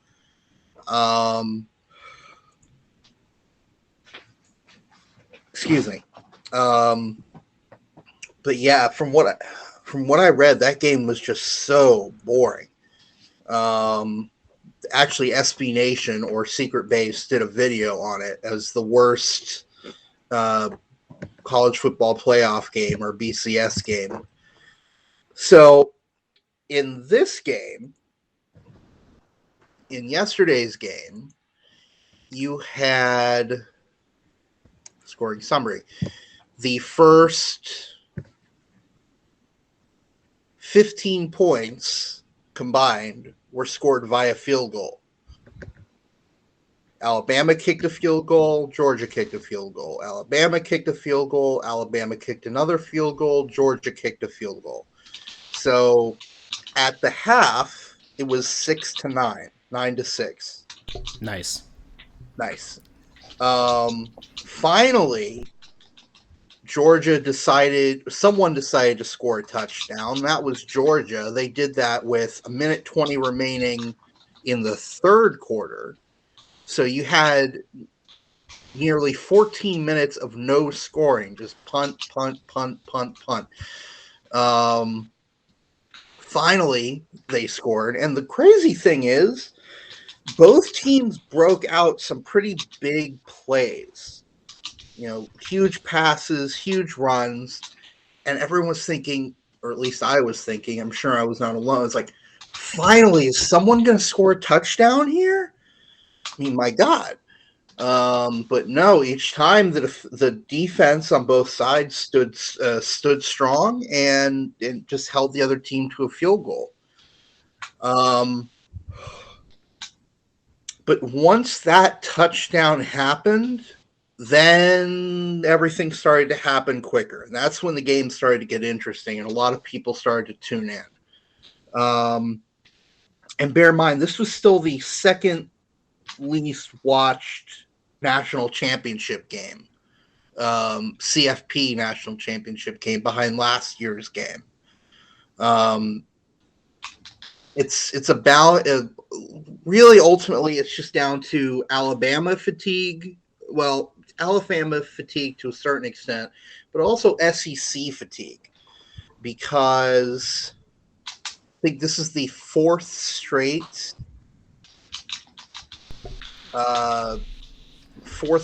time that the SEC has won the championship. Let me look.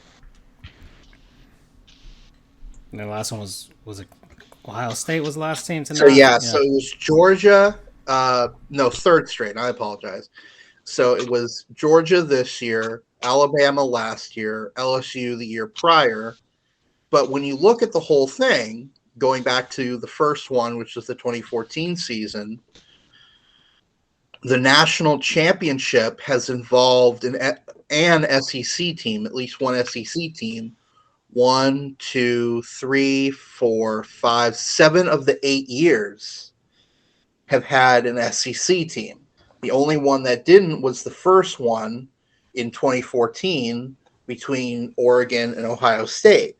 Since then, Alabama has been to 1, 2, 3, 4, 6 of the 7. The only one they didn't go to was in 2019, which was when LSU went, which LSU beat Alabama in an upset to go. So Alabama has been in just about every single one of these and is tied to the last 7 in some way. And this is also a prior matchup. Alabama faced Georgia in the 2017 season, which Alabama won on a walk-off touchdown in overtime.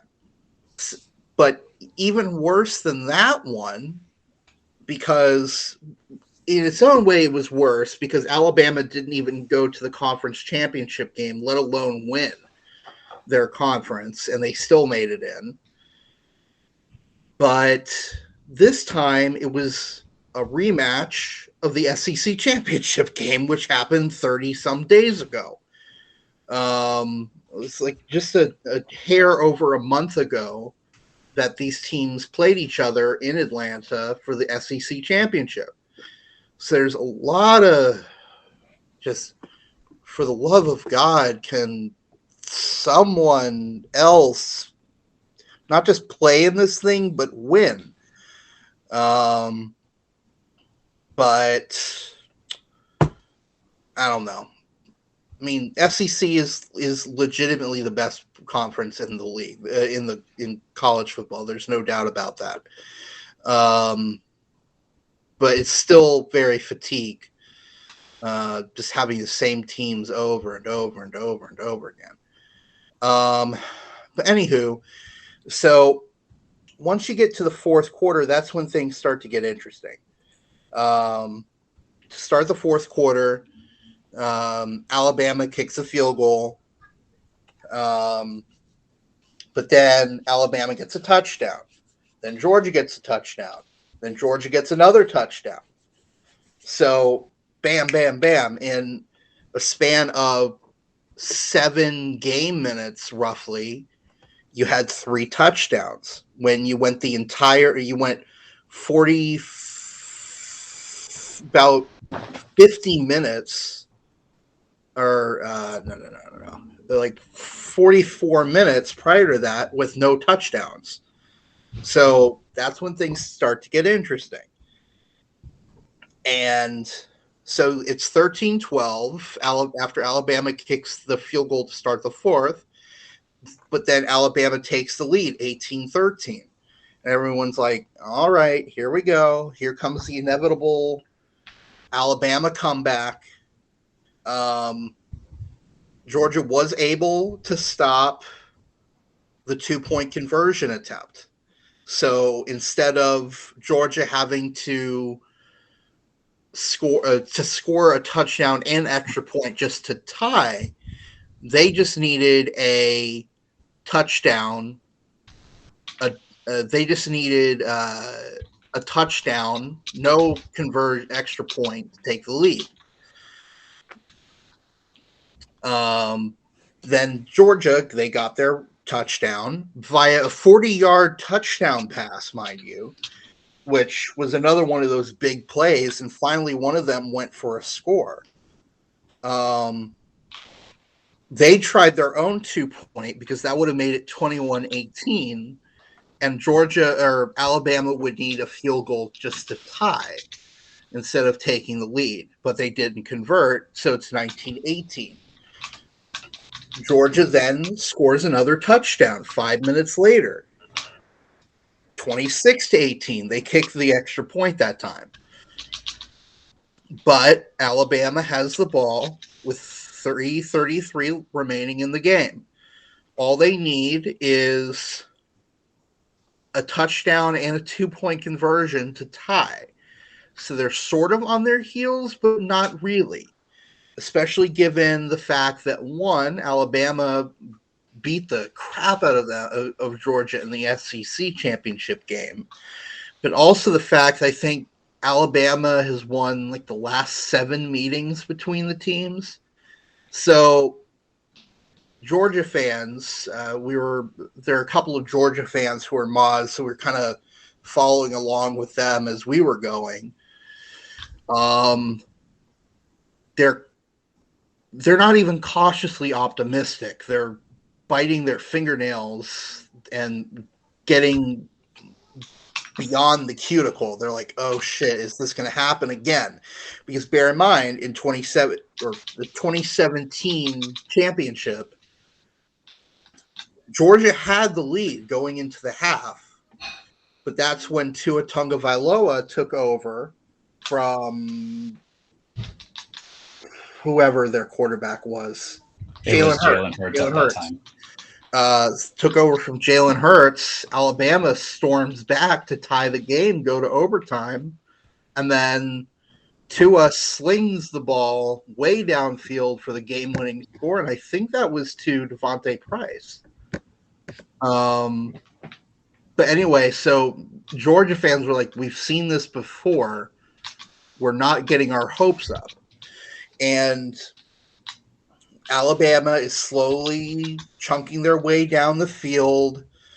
They're well into Georgia territory. They're into Georgia territory at this point. They're just chunking away. And then all of a sudden, Bryce Young throws a lame duck pass that's picked off by Keely Ringo, who is a freshman, mind you, a redshirt freshman at Georgia. He returns it for 79 yards, and that is all she wrote. That sealed the game. And at that point, you see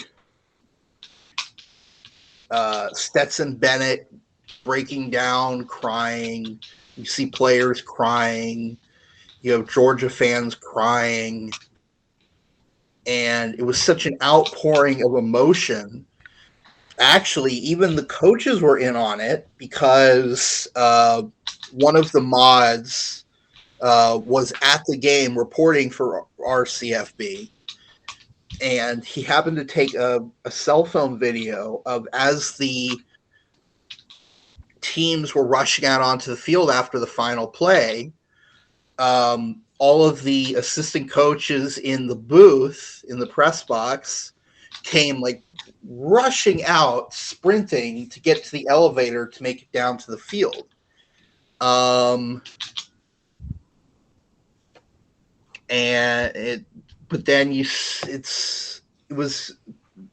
know it's still an SEC victory, but the true underdog really won here. Pun intended, pun not intended, actually. Get it? Underdog? Oh, no, I got it. Yeah, you have to put that Georgia drawl to it. Dog. So that was it was cool seeing history because again, a lot of these coaches, some of these coaches were not alive the last time Georgia won a national championship. 41 years. So, it's been a long time. And Athens, Georgia, that's where the school is, just absolutely went bonkers. So it was cool to see that outpouring and reaction.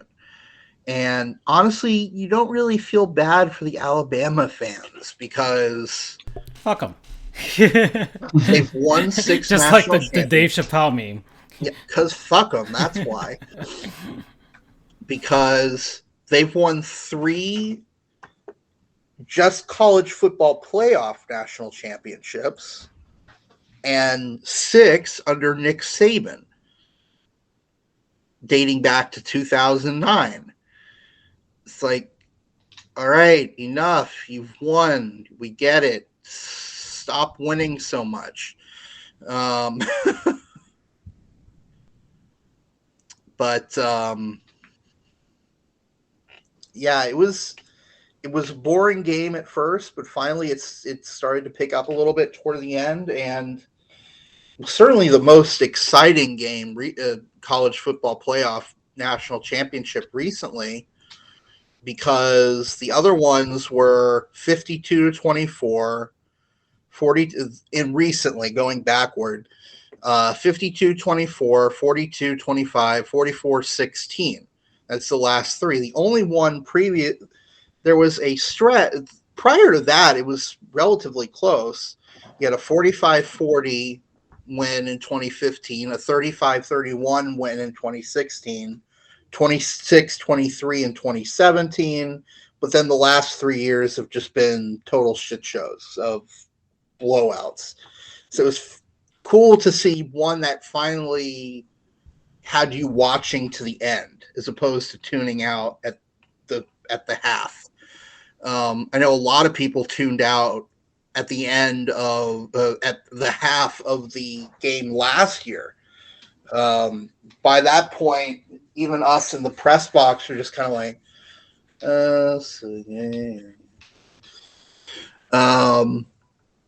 but yeah, it was a good ending to a chaotic season. It was really chaotic for pretty much the entire season. So, but let me say this though, something really cool came out.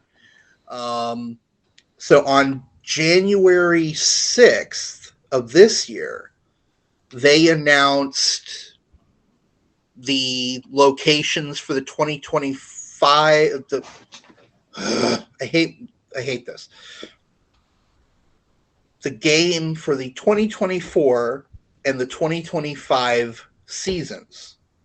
So the games that will be played in 2025 and 2026. You follow? Yes. So 2023, or actually, so 2023, so next season is going to be at SoFi Stadium.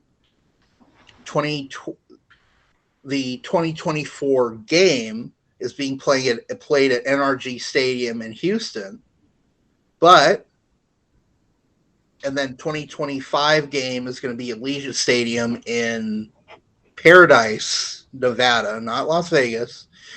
But then they're coming back to Miami in 2026. It'll be the first venue that's been repeated in the college football playoff. But supposedly the reason is they kind of wanted to make it up to Miami because the game that they hosted was in 2021, the COVID-affected year, where you can usually fit about 65,000 people into the stadium, and the college football playoff is essentially guaranteed sellout.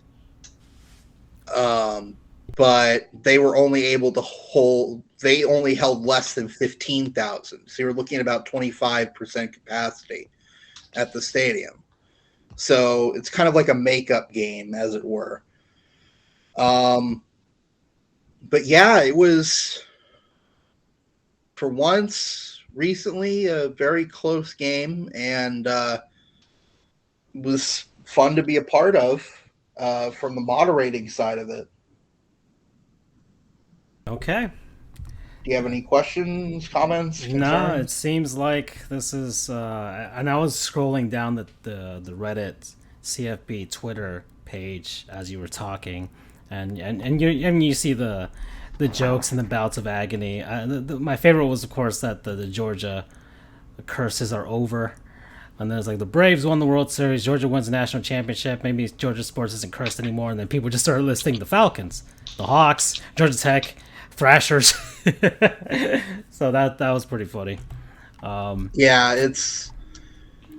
You got to feel for the Thrashers, man. Yeah. So, but yeah, it seems like I guess Georgia sports is doing all right for now. So that's... But now people are like, what's the most cursed state now with regards to playoffs and stuff like that, teams that have professional sports and things like that? Because I mean, we've done well enough here, at least this millennium, I think, and at least here in Florida. With I mean, if you want to count the entire state, you can. You got 2001, you got the Canes, and the Gators had 2. The Seminoles got theirs as well, and UCF. Well, would you count city-wise, like sector, like Buffalo? I mean, Sabres and Bills. Yeah, well, yeah, Buffalo's rough. Buffalo is rough right now. Minnesota's been pretty rough as well. Twins haven't won since 1987. The whole or 1991, sorry. The whole state of New York has not been doing great recently. So you have the Knicks. Well, the Yankees won in 2009. That was the last thing. And are you counting finals appearances? Because then you have the Mets in 2015. That's the only contingency. If you're not counting those, then I am. New York could be in contention. But then the Giants also won in 2012 as well. They're in New Jersey. But they're not the New Jersey Giants. They're listed as the New York Giants. It seems like the Giants and the Jets someone are kind of actually like an is exception. suing the Jets and Giants over the name because they're not the New Jersey Giants, even though they're located in New York.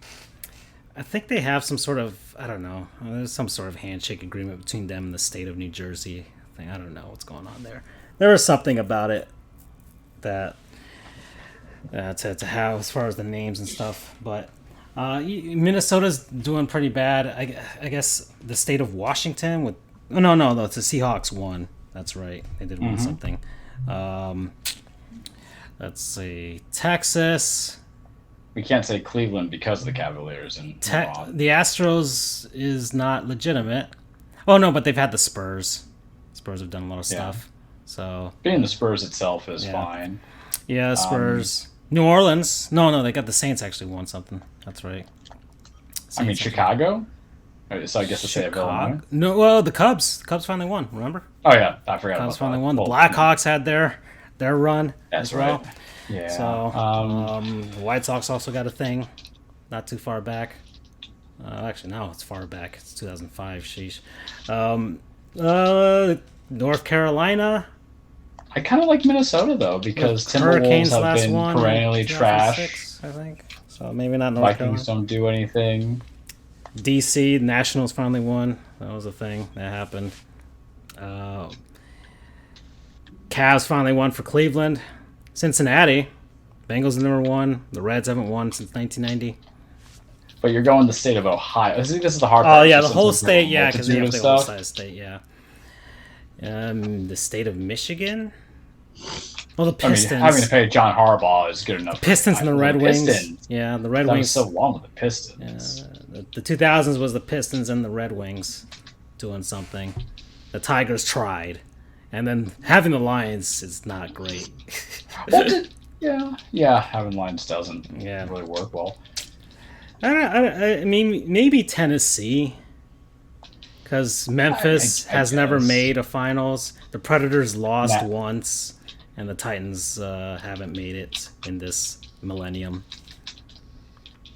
So you can't say anything about Utah. So and the Volunteers are awful. Vanderbilt. But we're gonna change it, boys. Tennessee's we're gonna change it. We're changing it, guys. Okay, we'll see. 1 seed to get eliminated by the Pittsburgh Steelers. I already know it. We'll see. And John Morant's doing some pretty good things with the Grizzlies. And the Predators are in first place. I don't know. Maybe this is Tennessee's. Maybe 2022 forward is Tennessee's time to shine. You know what's weird? And they might get a major league franchise. Who knows if I will take. I will take the Titans winning it this year instead of the Yankees getting it if baseball ever comes back. Miami, it's not there, unfortunately for us. Yeah. We just concede that. The Heat and the Panthers. Come on, please. Especially the Panthers. Just one. The Panthers just need one. They need a token championship. That's it. That's all. With the Heat, the injuries concern me. But I mean, I don't know enough about hockey and what's going on now. Now that the thing is with hockey, it's a crapshoot once the playoffs start. It doesn't the regular season. They could do fine in the regular season. It's all about seeding, but even then, it's really hard. It's really hard. I mean, we saw it before with the Lightning losing the Blue Jackets. I'm expecting Lightning just to kind of have like a triple. Heck, the LA Kings were an 8 seed going in, and they won a whole championship. So it's not. It's really a crapshoot for the most part. It's less definite in hockey than in the other sports. Okay, all right, guys. Let's see. Oh, wow. We're doing well on time today. We're doing very well on time. I guess I can. I can rattle off the scores on the score crawl on the bottom there. Holy crap! The Lightning are spanking those Sabres. So you better hope the Bills win, Buffalo. It's 5-0 right now. The Panthers are spanking the Canucks right now, 5-1. That's still going down. That's great. The Blackhawks are up on the Blue Jackets, 3-1. The Avs are losing to the Predators, 2-0 at the moment. And I think Carolina and Philadelphia have their game postponed, probably due to COVID, most likely. That's same thing with the Islanders and the Flames. It's all kinds of stuff, weird stuff happening with those the suspended games, and then Toronto plays the Golden Knights tonight later on. Okay, NBA, Minnesota and New Orleans 56-58 right now. New Orleans is up.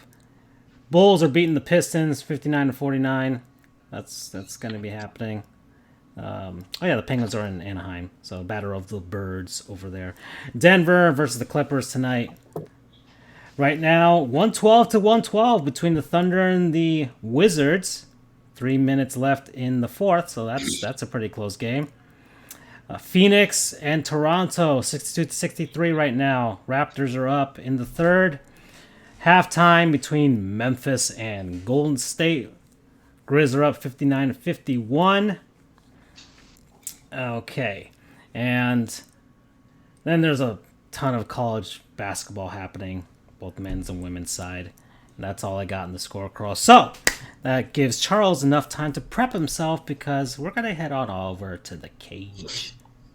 All right, let me get my stuff situated. So welcome, everybody, your weekly TruePlex, The Cage with Charles. Full reminder, wrestling is not fake. It is scripted. It is a song and dance about men and women trying to beat the holy hell of each other, chasing championships, establishing legacy. It is a soap opera. It is sometimes a big old monster movie like King Kong versus Godzilla, except it's not going to be stalling in the third act. Hopefully not. It is about people trying everything they can, however they can, just to be relevant, especially when you're in the wrestling business per se.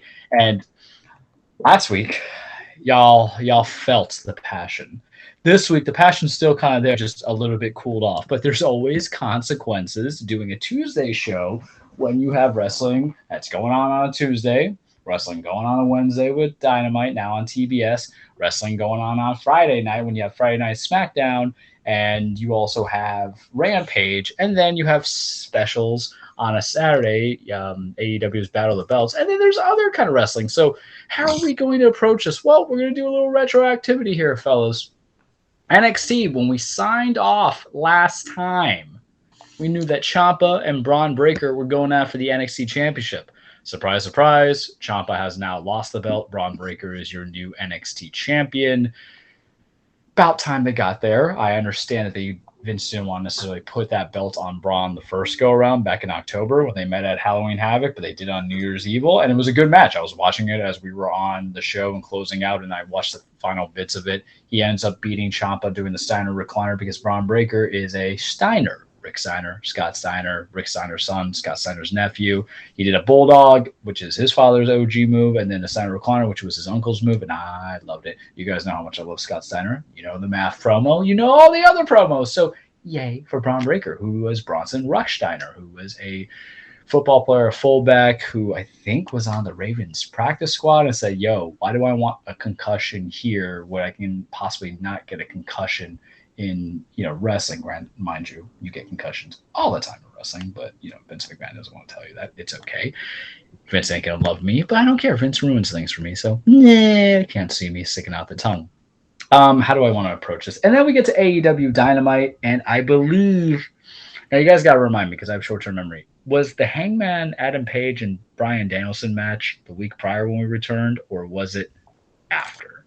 I think, if my memory serves me correctly, Dynamite from last Wednesday. You discussed it. Yeah, you discussed it. I remember. So let's give some side point on the stipulations. Remember, the first time they met went to an hour draw. Charles hated it.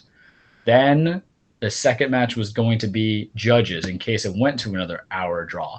I watched that match. That was a good ass match, fellas. I don't want to say things are match of the year, but the beautiful thing about AEW Dynamite is you're going to get high quality level matches on free TV. You don't necessarily have to always pay the $50 for a pay-per-view. Whereas in WWE world, you're generally going to get high quality matches on the pay-per-views. Maybe except for NXT because of the fact that it doesn't always have a pay-per-view. But Hangman Page and Bryan Danielson, formerly known as Dan Bryan, which I think I popped him as our Wrestler of the Year in this segment when I was doing superlatives because he was both successful in WWE Oh gosh darn it, we forgot to do that. That was a thing I didn't plan. Okay. Let that be when the time comes for it to be, right? But they just put on a hell of a match. And guys, it did not end with going to the judges. Thank you, Chris. They had Hangman win clean 1-2-3 on Danielson. We'll see what they build into it now, but it was a damn good match. The rest of the Dynamite was in between fine. You're going to get MJF and CM Punk, which I'm about those promos. They're really good. I mean, he essentially told MJF that he can go, if you think the grass is always greener, you can go main event on night 4 of a WrestleMania on a buy one, get one pay-per-view. We know CM Punk's bitter, but the thing about wrestling is, how do you like your wrestling? Do you want the vitriol from former wrestlers coming over there and to actually use it for motivating storylines, or do you just want to deal with like guys being held out? Part of it is a soap opera, part of the emotion, part of it is the drama. Now they have to kind of lay the foundation what they're going to do. Also on that Dynamite, they established their first TBS champion, which is a secondary women's championship with Ruby Soho, formerly known as Ruby Riott, going against Jade Cargill. Jade Cargill wins. Congratulations to you, Jade. You are the TBS champion. I still think the championship is ugly, but you can put some credibility onto it because, like everything else with AEW, their titles are just ugly to me, for the most part. I love the World Heavyweight Championship. I love the Tag Team Championship. And that was the other thing, too. Titles were changing because this was TBS. So they had the first TBS show of the year because now it's no longer on TNT. You have new Tag Team Champions as well. You have the Lucha Bros who were defending their championship against Jurassic Express with Jungle Boy Jack Perry and Luchasaurus. So, side note, I love Jungle Express. They're not like the biggest tag team that I'm about, but I think they're humorous to me. Jungle Boy Jack Perry is Luke Perry's kid, Beverly Hills 90210. Luchasaurus is a man who looks like a dinosaur, and he'll beat you up. That was the match where the guy's arm bent back, Ray Phoenix, that I sent you guys. That was... Oh, oof. Yes. Oh, God. Man, so Shudders. Funny enough, Ray Phoenix did not break a single bone, just a heavily dislocated arm. So that's some good luck. Kids, drink your milk. Adults, take your calcium and vitamin D. Don't do too much zinc. It'll eat away from your calcium. Same thing with magnesium. But damn, that was terrible. It's not necessarily like a botch like I sent you with what's her name, Penelope Ford doing the moonsault onto the table and the table didn't break. I'm iffy about women using tables, not because I have no problem with them bashing the hell out of each other. It's just shit don't break. Case in point, see Charlotte and Sasha Banks Hell in a Cell like 2017. What was the what was his final I'm sure it was like a dislocated elbow or arm. Dear Lord, but lucky. It did not break. That is lucky as hell. I thought that was a pure snap. Because here's the thing: when you break an arm, kids, for those who are strong and take their calcium and drink their milk, you generally don't just break bones. You also break what? Ligaments and tendons in addition to it. Yeah. So it's an all-inclusive buffet of fuckery, if I can use that language here. For that pain. I have broken my hand before. I have sprained, many things in my life because I'm 32 trying to reclaim the youth that is no longer there. The match was fine.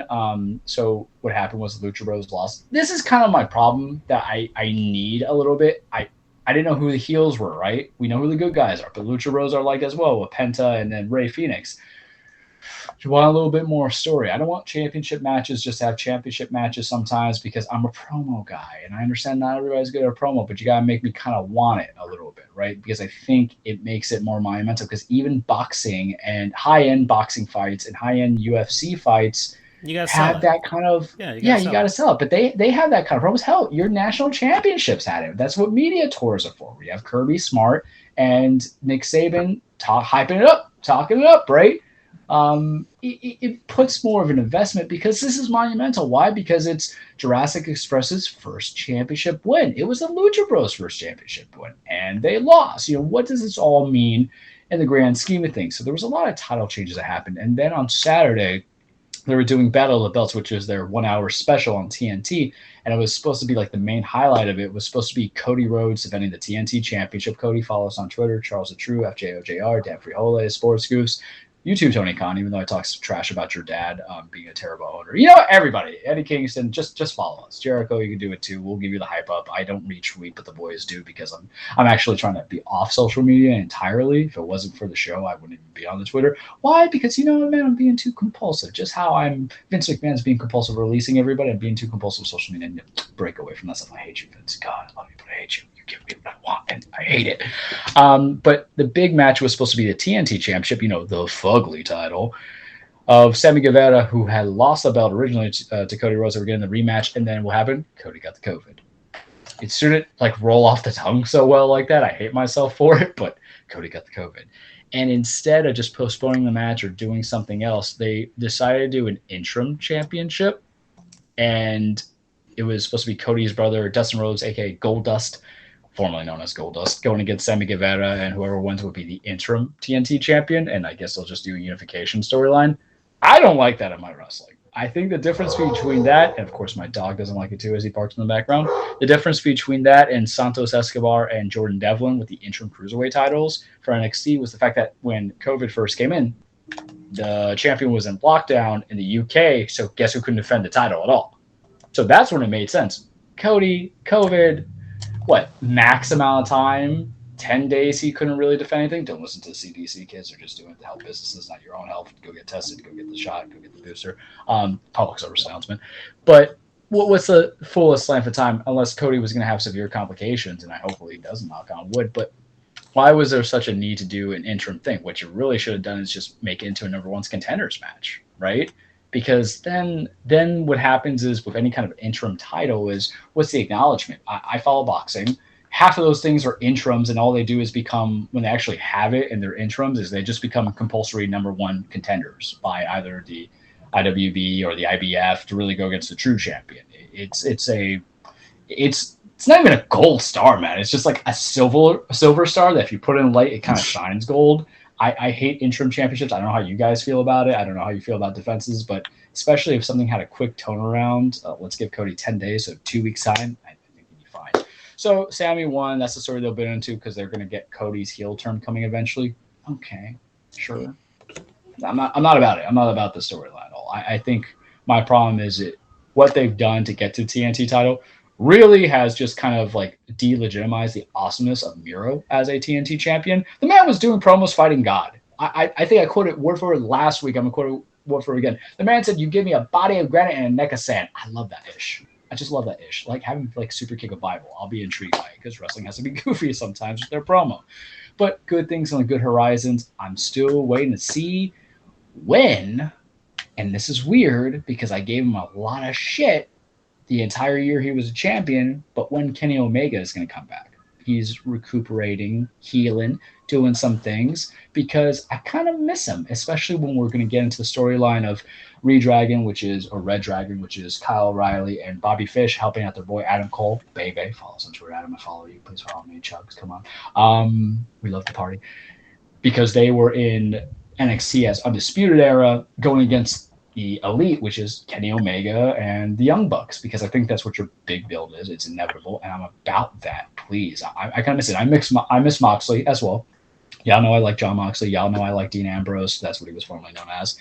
In WWE, there was some good ish that kind of came from it. So it's kind of weird because you have all these new signings, but those two were really kind of your torchbearers holding everything. I think we're getting Eddie Kingston versus Chris Jericho. I don't really need that in my life.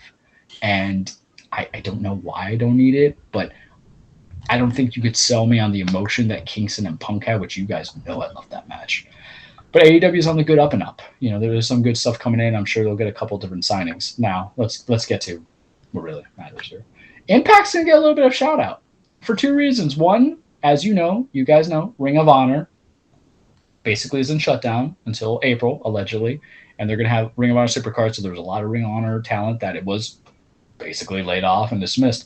Well, Impact, which you can watch on the Access TV channel, is, oh my God, did I talk about Wrestle Kingdom? This is the problem with so much wrestling that we came back to. You mentioned it, you mentioned it last week too. But well, yeah. I have back ends I'll go to, but New Japan, I'll try to be crossover last, or like the announcement of a crossover for the Royal Rumble and all that stuff. I retain this stuff. I'm proud of it. So Impact is bringing in the Ring of Honor wrestlers for like an invasion angle. And Impact has really just been, I think, the beneficiary of the Forbidden Door. Not so much of the fact that their ratings are skyrocketing, but there's always an era of relevance to them because they've had the wrestlers on New Japan. They've had some AEW guys come into their stuff. And now they got the Ring of Honor people like Matt Taven and Maria Callas and Mike Bennett. You know, they're married. Then you have Vincent. Then you have other people, PCOs there. And then the Ring of Honor Women's Championship. So Can I do a spoiler for tapings on a show here? Do you think we're going to get... I'm not going to deprive Impact of that, even though you can read the dirt sheets. No. We got to stay loyal to the business. You got to treat it like kayfabe. But let's just say there might be some, championships from Ring of Honor that are going to be defended on Impact. That's how you keep it, thriving. And mutual beneficiaries help out that way. It's great. But bigger news. WWE has a Royal Rumble. I think it's January 29th. The women's roster is very thin, but what did they announce? Mickie James, the Impact Women's Champion, former Mickie James, who was with WWE, is going to be an entrant to Royal Rumble. So they're actually having a current champion that's on a different promotion, even though Mickie is allegedly a free agent, but she is the champion for this B program, going to be in the Royal Rumble. So I was like, good on Impact. That's how you kind of they even retweeted something here in the back. Like in the last 12 months, they've worked with AEW, NWA, New Japan, AAA, WWE, and tomorrow Hard to Kill, Ring of Honor. So yeah, I mean it's smart business because they were sorry. Yeah, they were redoing that, and I think people were like, "Oh, Vince usually doesn't want to acknowledge people, but Vince did that stuff with WWE and ECW back in the day, before the mergers and the buyouts."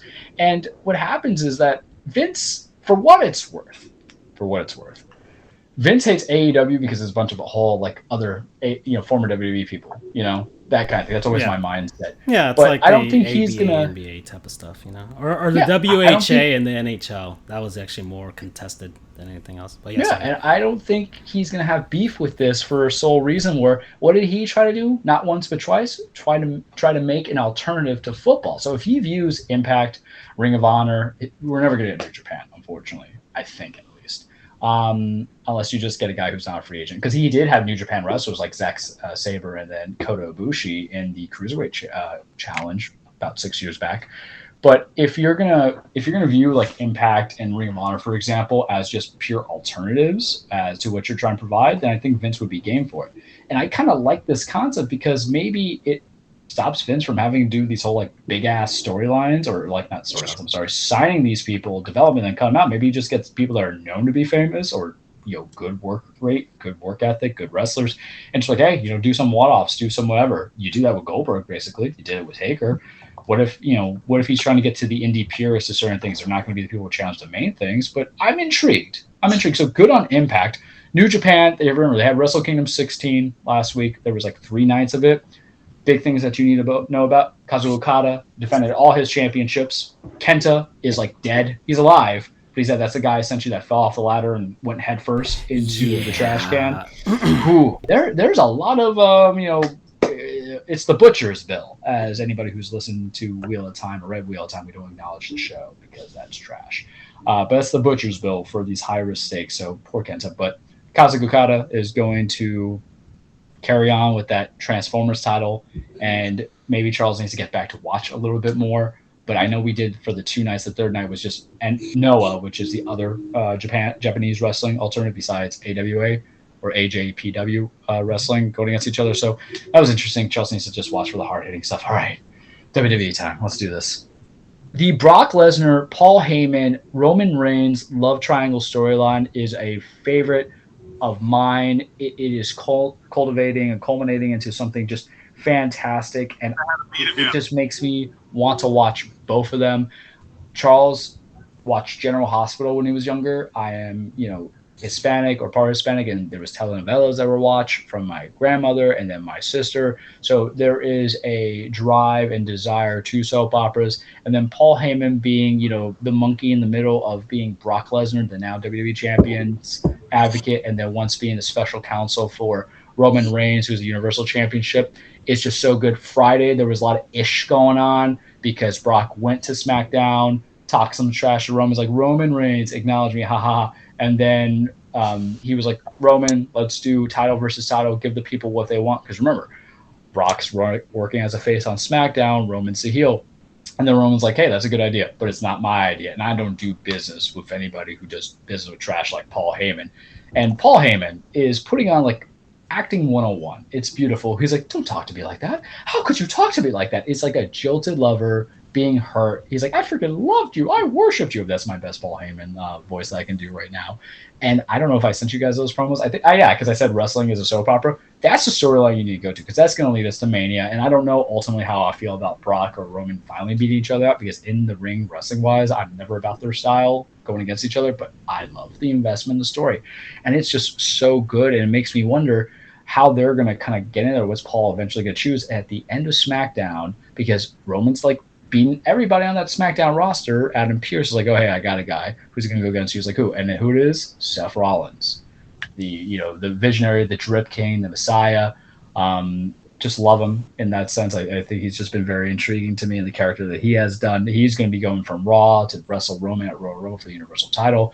They have backstory. They were part of the Shield faction, the brother versus brother. I think that was good. And then we get to Raw, where Brock's on there. Who is Brock going against at the Royal Rumble?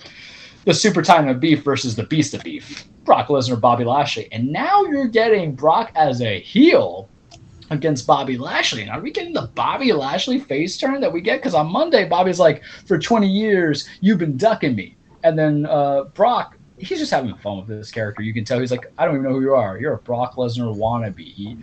He goes, he did a knock-knock joke. He's like, knock-knock, who's there? Bobby who? And he's like, exactly. Drops onto Paul. I was like, holy shit, this is some good, compelling stuff. Because now, on one end, for Brock's storyline for the future with him and Roman, it's like the battle of Paul Heyman's loyalty and soul, really. The fact that Brock just wants to beat up Roman and Roman's cheat out.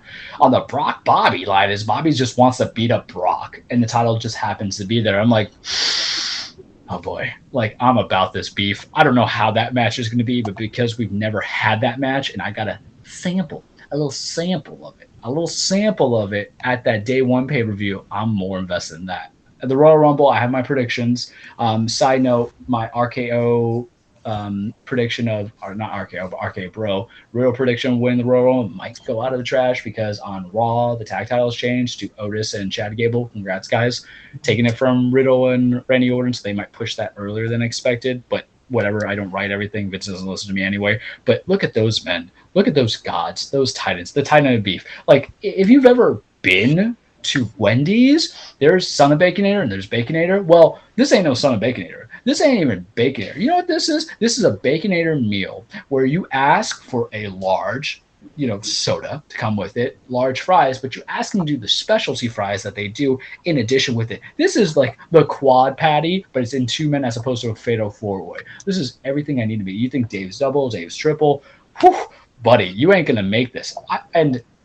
I'm trying to figure out who's going to lose that belt, because Roman or Brock, one of them has to lose it, right? Because your end game is him and Roman at Mania. But the thing is that I think it would be a travesty if it's Seth who beats Roman, and everything that was built up for, that they've done for the last year and a half of Roman as a champion, means nothing. Even someone screwed it over. And the thing is, Drew McIntyre has a neck injury, so who knows when he's coming back, and it's like legit, so we really don't know. But if you have Brock just lose, it doesn't matter, because you could just make it where the Usos or Roman himself just screws over Brock, and then you get Bobby Lashley as champion, because I can't see them unifying the titles. Why? Because Raw's, being broadcast on Universal, USA, and SmackDown's on Fox. So how are they going to feel about one big title on one of their shows, unless you just end the brand split and everybody's going around? But I think the logical thing to do really would just put all the women, unify the women's title, put all the women on Raw, because it's your 3-hour show, and SmackDown could just be, whatever the men's championships are. IC's there right now, the Universal belt, and you can have your own SmackDown tag title, and then Raw will still keep the Raw tag title, US belt, the Women's Unified Championship, so Women's World Wrestling Championship. That's great. I can get behind that. That's how you fill the third hour instead of doing bad comedy skits. But what the hell do I know? And I'm not against, I don't hate the women wrestling. It's just the roster's so deficient right now that having two titles kind of hurts. And then Charlotte's kind of ruined the integrity of the championship, but that's just me, of who Vince has booked. It's a lower number amount. I think that's the reason why, because who they've announced that 30-woman Royal Rumble is also a lot of legends. Summer Rae is coming back. You have Lita's coming into it. Mickie James is going to be into it. It just isn't there. So you have to think about going forward. And I don't know if you're going to have any NXT call-ups coming up soon, but Royal Rumble, man, that is on my radar. Plus, you guys know I like having fun with these predictions. Look at what I did with the, with Money in the Bank, I was money on both of them. Nope, all pun intended. Screw that. Who am I saying no pun intended? I was right about Biggie. I was right about Nikki. So, the question is, how am I going to do on the Royal Rumble? We're going to be counting that coming up, man. And so also bigger news, because I'm reading now on NXT. So Pete Dunne lost his match to Tony D'Angelo. So the rumor mill is that Pete Dunne and Tommaso Ciampa are going to the main roster. They're scheduled to do the main event stuff, which is airing on Hulu as their workout or their tryouts for the main roster, which scares me because the same thing happened like Bronson Reed, a few other people when they got fired. But I don't know. And then we're still playing the game of where's Johnny Gargano going? Right now he has his baby that's due eventually. So what are we going to do? What's going to happen? And also, just a shout out. I love Malcolm Bivens. He cracks me up. Follow him on Twitter. The man's hysterical. He gets me. You're my spirit animal. We love you. Malcolm Bellet, I think is his Twitter name. And that's all I got for you this week in the wrestling world. In the cage. Okay. All right, guys. Well, that is it for this week.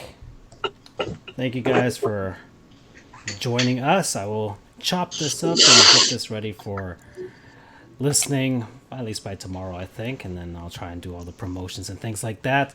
So we will see you all next week when we'll talk about, I guess, the NFL playoffs. NHL keeps rolling on, NBA rolling on, and see if baseball players want to talk to the owners and wrestling. So that's it. Good night, everyone. Done. Bye-bye. Take care.